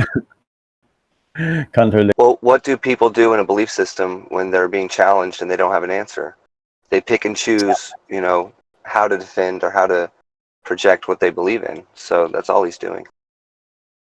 Start fighting. That's the essence of why religion always ends up in wars. Because when you challenge somebody's beliefs to a point where they can't hold it anymore, it often turns violent because how dare you challenge my beliefs? These are my beliefs. You can't take them away. They're mine. Could that be our purpose here? Softly ease the rest of the public into the obvious and observable nature of reality and dilute the lie down as much as humanly possible. So if we want to assist this process, if we believe that we are one of the cogs, I'm theorizing or whatever the word is, just having an idea about what the way things could be. If we're a cog in that mechanism and we're just here to ease the public into the idea without having the lie being overtly stated as a lie, then the way we would help that process along is by showing where they haven't lied. So, for example, recently we've been saying, well, the not Daniel Faulkner, the other guy, I've forgotten his name already, with the Horizon's 10th Man. What's his name? God damn it. Andrew Thomas Young. Andrew Thomas Young. Thank God. Right. Andrew Thomas Young's fake horizons are declared to be thought experiments. And the model itself is declared to be a model. So there's a few get out of jail free cards in there. Doublespeak. Now, if they're being highlighted, in other words, no foul, no harm, maybe the process will be a little bit more smooth. Maybe the transition will be a little bit more cognitively acceptable for our opponents if they go, well, yeah, I kind of understood it was always a way of seeing things, and, it won't be as embarrassing, maybe. I don't know, I'm just thinking of how your average Joe Blogs is going to, turn out in war, or however you just phrased it, if they just go from being under the assumption that they're on a physical geometric sphere with a physical horizon for boats to go over, to the obvious and observable flat nature of our reality that they actually experience in their day-to-day existence. Well, that cognitively is going to be too painful for some to bear. That's what we experience, right, in the trenches? That's what we're talking about when we call it the trench talk of our opponents. So we're kind of having the mini battles, the mini wars, to see how it all sort of how the land lies at the end of that process. This is one of those transitional periods right now with the Black Swan. The dust is settling. And, you're observing what's going on right now. I'm sure there are people who are extremely keen to watch this from the outside in and will not let themselves be known in any way, shape or form. But they're going to look on what's going on now and going, there is a certain degree of inevitability that's being escalated. Maybe that needs addressing. Certainly isn't being by the people in the trenches. They're not getting any help, right? They're just getting pummeled all over the place. So maybe it'll be addressed in the affirmative for their cause, and the Globe will get some sort of shot in the arm to help them out in this case, to kill off all the black swans and hope that none of the public noticed that there were ever any. I don't know what we're going to do. That might be their thought process. They might be in panic, whoever they may be. There might not be a they. This might be all a cognitive process of our own doing, and all the people we point at and say are guilty, like Dr. Daniel Faulkner, actually have got no ill intent whatsoever, have been fooled by their own cognition and the processes of the books they've read and what they've reified without realising it. And therefore there's no one really to blame, and it's just a journey of self-discovery in terms of how the society that we're in has formed this idea about where we live, when no one's really foisting it upon us at all. And even the people that are make it clear in their own doublespeak that it's just a thought experiment or a model. So, who's to blame? Well, only yourself for being deceived. But that's kind of embarrassing, and people don't like that. So is this really all the argument's about? How can we figure out how to stop people feeling ashamed that they've reified a model? Stop the embarrassment of your average Joe going, yeah, I didn't really think we were on a ball. I just like watching Superman. Whatever. But that transition is something that they've got to, presumably, if there is a they, see in the process we're going through. How does the dust actually settle? How do the people on the other side cognitively cope with this? Maybe they're not turning their eye to us in this very quiet period. They're actually looking at the fundies who oppose us and how they're processing it. Are they genuinely going to pieces? Are they all jumping off buildings? Because obviously, if that's the case, you can't let your cattle jump off buildings. You've got to do something about that. So maybe they're watching them as opposed to us right now, and our little celebrations and parties can all be ignored. Who cares? They're celebrating the Black Swan over there, but meanwhile, we've got to keep our eye on this dead cattle because they're on the road to cognitive, annihilation at the moment because they can't cope with it. So maybe we're not being paid attention to if we're a cog in that machine, I theorised.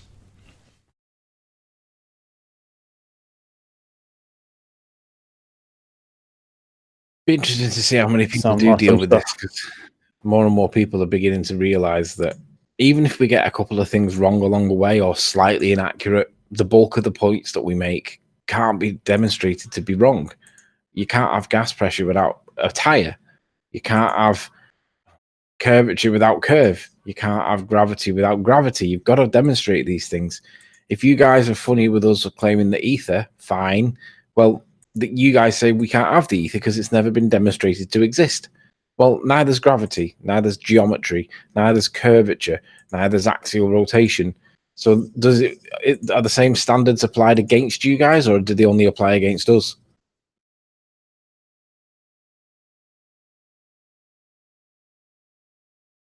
Over.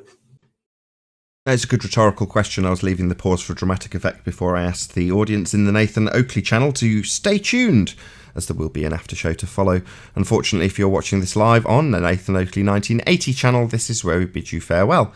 A huge, massive, enormous thank you to all of you smashed the super chat, liked, commented, shared, subscribed, and all that good stuff.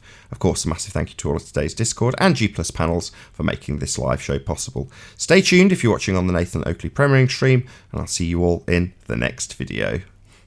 Oh, what a day! What a lovely day!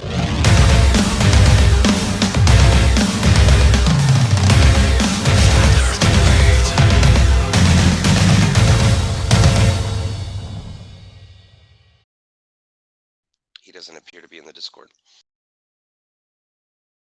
Who doesn't appear to be in the Discord?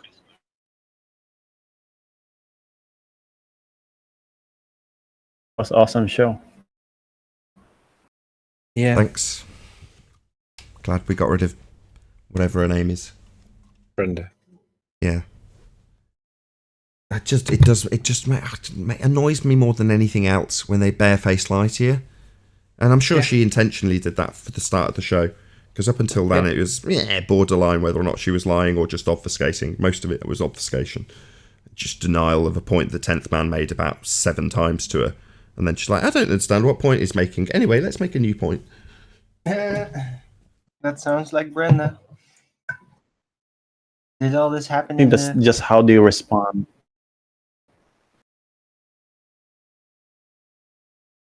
Yeah, stick the red in the sand. Obfuscation and confusion. Sorry. Yeah, I completely agree with you.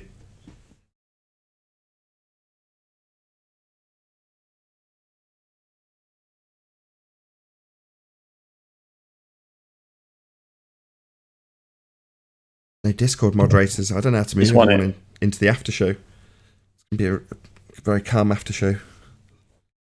That said, I think everyone's off mute anyway.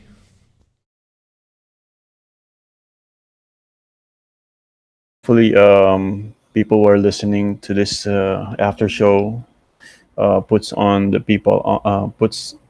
people on who are on the fence to join your panel or to express their views.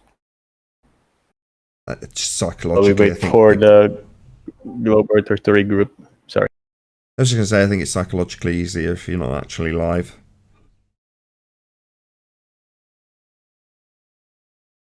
Yeah, I think so.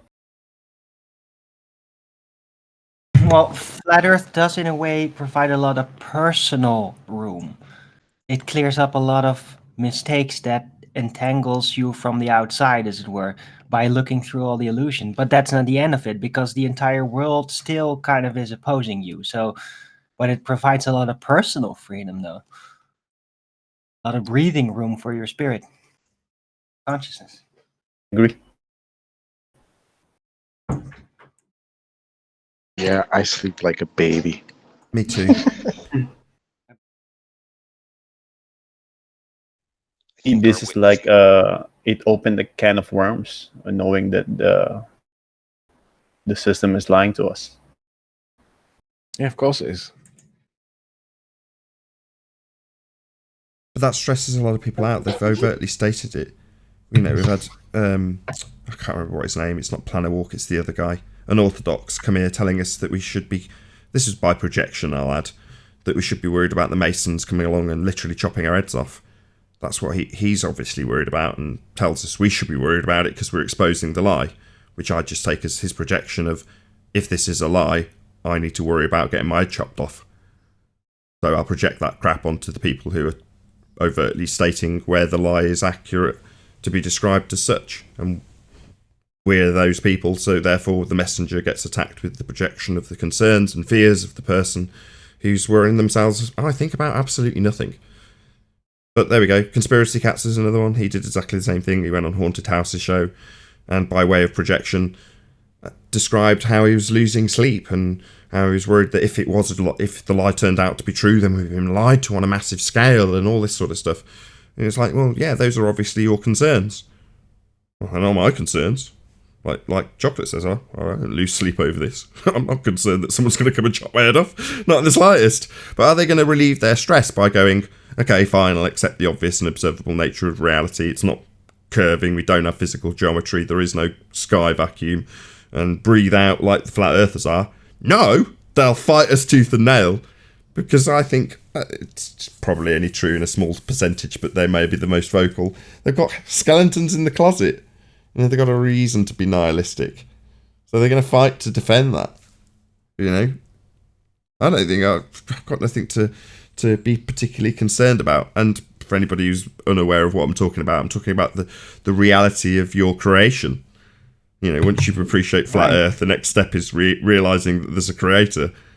It's inevitability. And me personally, on my journey through flat Earth, I tried to fight that off. Not because I got skeletons in the closet, but you've suddenly got a bit more accountability that you need to be concerned about. To a certain degree, like I say, and how big that degree is depends on how much you're going to fight against it for your nihilistic worldview.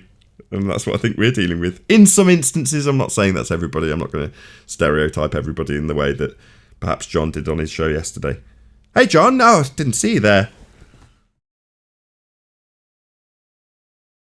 Somebody, Chocolate, can you take the knife out of my back? What's up with that? I was only kidding. No, I don't even know what you were saying. I got a question for you. I just popped into Discord. Do you have a second show today? What day is it? Wednesday now. Yes, it is. All right, John, I'll move him. Question for you. I know you I'll might move not... him. Hold on a second. Thank you.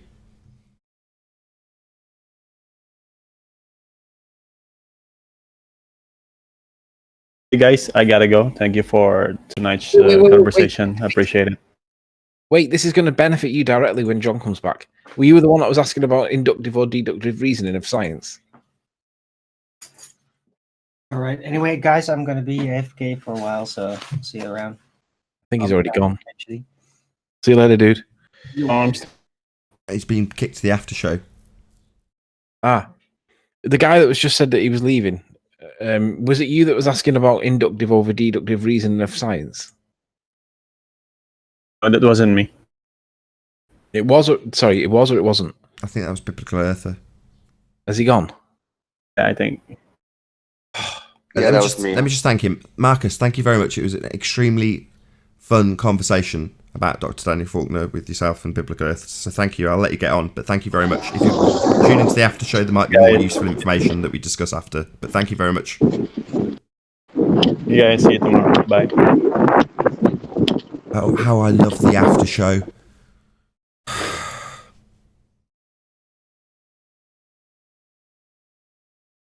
Instead of casually taking people off mute, you've got everyone off mute immediately, and there's immediately massive amounts of Discord noise.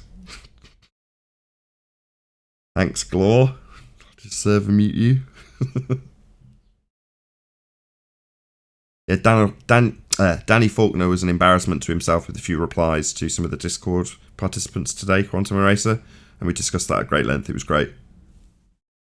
Danny Faulkner, hasn't he been toe tagged a number of times? Why are you even talking about him? He said that science was inductive. Don't you have a citation somewhere that specifically states that it's deductive? Science is inductive. Hold on a second, I'll be right back. Just a shame that that guy's not here because he was asking about that, and I knew that you had one somewhere specifically stating that it's deductive. To answer his question, the reason we were talking about it is because two of the Discord occupants have obviously taken it upon themselves to contact him. One had been in touch with him for about 12 months anyway, who's still here, Biblical Earther, and they were just filling us in on their interactions, basically. All right, I'm back.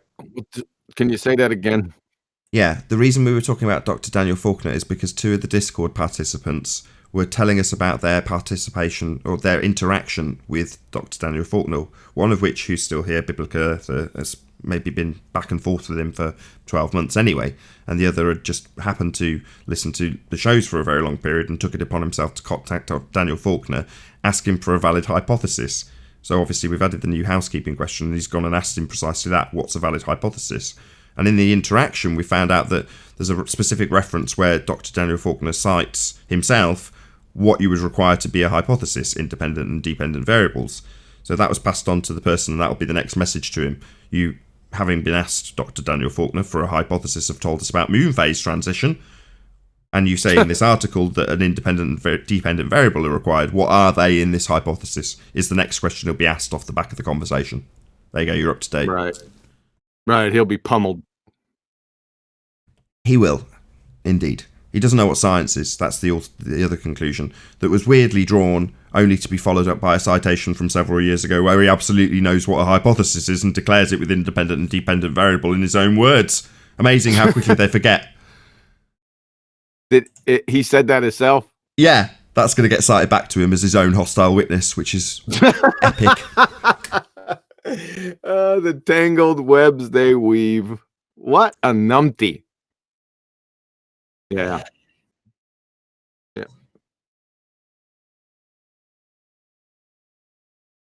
I just thought you'd like to know that it's like, yes, we've toe tagged him, and obviously I've not got any further interest in Daniel Faulkner, but hearing about him on a random live show from a couple of guests in Discord, and then hearing how badly people are just going out there and pummeling, what is he, an astronomer or an astrophysicist? I forget. Astronomer. I think he's an astronomer. Yeah, I think so. I think he's an astronomer. He got a PhD in astrophysics. I think he has a degree in astrophysics. It doesn't matter. They're twisted physics, sisters anyway. Astronomy, cosmology, and astrophysics. Just different shades of the same retarded coin. Right. Yeah, just to be clear, John, he's got a PhD in astronomy. Doesn't matter. I know. But you know what it's like? The point will be lost if someone has to correct you because you didn't get his qualification right. His qualification? Numpty. That's just qualification. It was clear as crystal. They're all the twisted sides of the same coin, and they all smell the same shade of red. How much more clearer do you need it?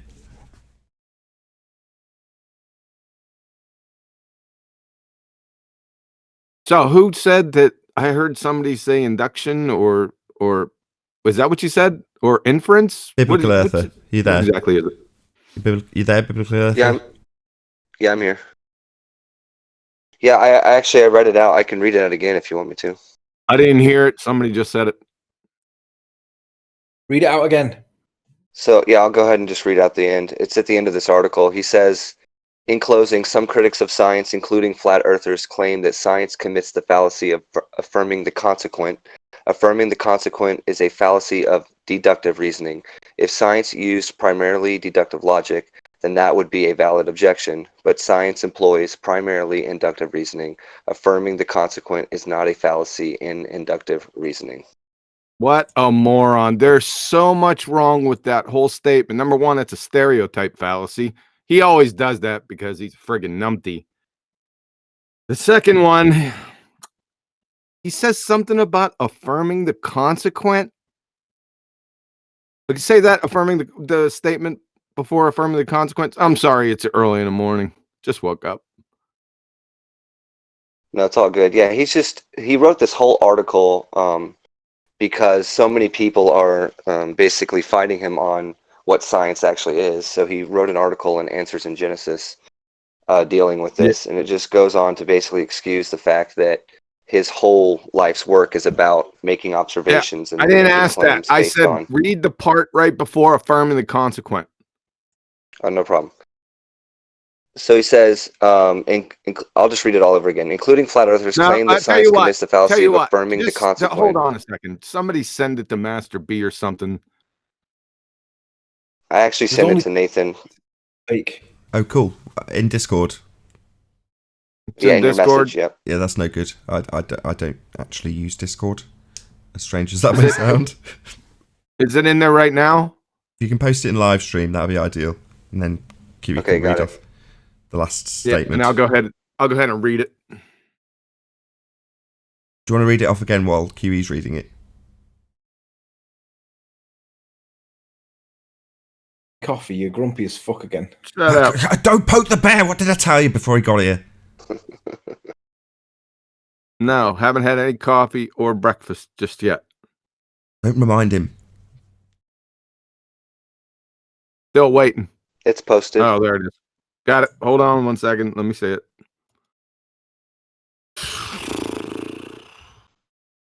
Did it even pull up?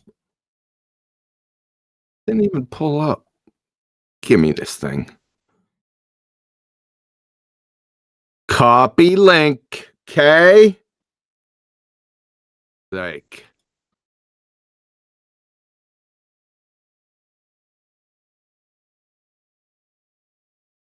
All right. Where are you directing me to? You said it's at the end? It's at the very end of the article. Under conclusion? It's the last paragraph, but I think it's below conclusion, actually. Okay, I'll go ahead and read it. In closing, some critics of science, including flat earthers, like I said, that's a stereotype fallacy, claim that science commits the fallacy of affirming the consequent. No, we don't say that science commits it. Number one, science is a method. It doesn't commit anything. That's a reification fallacy. That science commits the fallacy. Science doesn't commit any fallacies. You do. The fallacy of affirming the consequent, that's you. Danny Faulkner, you clown. Affirming the consequent is a fallacy of deductive reasoning. Yeah. Which one? That's right, Danny Faulkner. I bet you don't know. If science used primarily deductive logic, then that would be a valid. There is no objection. You create an objection by a begging the question fallacy through a reification fallacy that started off by a stereotype. You are a walking carnival tent clown show. I put you in the category of Brenda and Bob, the pseudoscience fallacy guy. Mr. PhD, this is a joke. Hold on, I'll finish it. But science employs primarily inductive reasoning. Science doesn't employ inductive reasoning at all. You frigging bozo. You know what? Why doesn't he show us? It's funny that these people never show anything. They just spew their diarrhea from their mouth, but never support it. I went over this on the science presentation, that science doesn't use induction at all. There's three methods of inference, right? You have deduction, abduction, and induction. Science doesn't use induction. It uses strictly abduction and deduction. It's in my science education. Go to my playlist, and you'll find one of the titles underneath the videos in the info box. Logical reasoning and the scientific method. I already went over this a number of times. Is that good? Yeah, it's also in the info box labeled. I think my title on it was "What is Science?" In this article, he wants he's basically claiming that there's such thing as observational science, and that's what he's trying to say. Observation is the first step in the scientific method. Yes, observation's right there. Well, observation of phenomena. Yeah, observing natural phenomena. That's an observation. So what's your statement again? Sorry, say that one more time. He's claiming that there's such thing as observational science versus experimental science. That's what this whole article's about. is a class A numpty, right? The first step of the scientific method is observe natural phenomena. And experimental science, can you have science without experiment? Danny Faulkner. No, you can't. Nope. Can't have science without experiment. So your observational science, you're full of shit. What that is? Fail fifth grade general science. What he's doing is he's declaring what he actually does. So in these pseudosciences, so astronomy, cosmology, astrophysics, they've all got the same exact repertoire. So they can't follow the scientific method, step one being observation of natural phenomena. But they can, the pseudoscientists, in this case Danny Faulkner, they can get to step one. So step one being the observation stage, the observation of natural phenomena, the dependent variable in your hypothesis. Well, they can quite often assert that they have got that. They can look at something happening. Yeah, so you got step one, but they stop there. That's where their science ends. All they can do is observe. But then they come up with a just so story thereafter and call that just so story observational science. No, science would be the observation of phenomena, formulation of hypothesis, experimentation to validate or invalidate your presumed cause of the effect you observed in the first step. Not observe and declare, which is all they ever do. That's why we've got a heliocentric model based on observation and declaration, which is all Danny Faulkner can do. I got this up. You want to do this real quick? It's on. Let me know when it's up. Yeah, it's up. Logic and the scientific method. The scientific method is conducted using two and only two forms of logic / inference. One is abductive and two is deductive. As evidenced by, remember this statement, clown show globetards, after each claim that you make, immediately followed by that should be as evidenced by. Then get ready with providing the evidence or cowbell. Okay, so let's take a look from explorable.com at abductive reasoning. A number of facts from a multitude of sources, such as literature reviews and general observations, are gathered together. After an assessment of this information, the most likely hypothesis to explain the observations is adopted as the starting point of research. What is that starting point? Abduction. Abduction is seen very much as the starting point of the research process, giving a rational explanation, allowing deductive reasoning to dictate the exact experimental design. So, abductive reasoning is employed to establish, number one, observations. See it up here? Number two, literature reviews. Number three, hypothesis. I wonder where we've seen that before. Deductive reasoning is a more narrow and is generally used to test or confirm the hypothesis. This is from thoughtgo.com, agreeing with explorable.com. This is simple stuff, people. And number four, experiment. Well, where have we seen those steps before? Literature reviews, observations, hypotheses, experiments. Would that be the scientific method? Remember this? Step one, observe phenomena. Step two, literature review. Step three, construct formal hypothesis. Step four, experiment. Huh? You see how it all lines up? Clown show, Danny. So, abduction, no conclusion is drawn. Observing phenomena, literature reviews, educated guesses, that's hypothesis construction. Deduction, general to specific, leads to certainty, that is experiment. An example, all A or B and all C are A, therefore all C must be B. Follow? Induction is specific to general, leads to probability or likelihood. Most A or B, and this C is A, therefore this C is likely B. You get it? The difference between, this is from Lumen Learning, the difference between abductive reasoning and inductive reasoning is a subtle one. Both use evidence to form guesses that are likely but not guaranteed to be true. However, abductive reasoning looks for what? Cause and effect relationships, while induction seeks to determine general rules. Well, cause and effect with abduction, right? Well, what do we use cause and effect for? Let's see. Becoming a successful scientist. Lowell C. from Cambridge. A scientific hypothesis based on what? Cause and effect reasoning. From Drexel University, the scientific method uses hypothesis driven. One makes an educated guess to explain cause and effect. From Anne-Marie Helmstein, PhD Biomedical Sciences, a hypothesis is an educated guess based on what? A prediction of what? Cause and effect.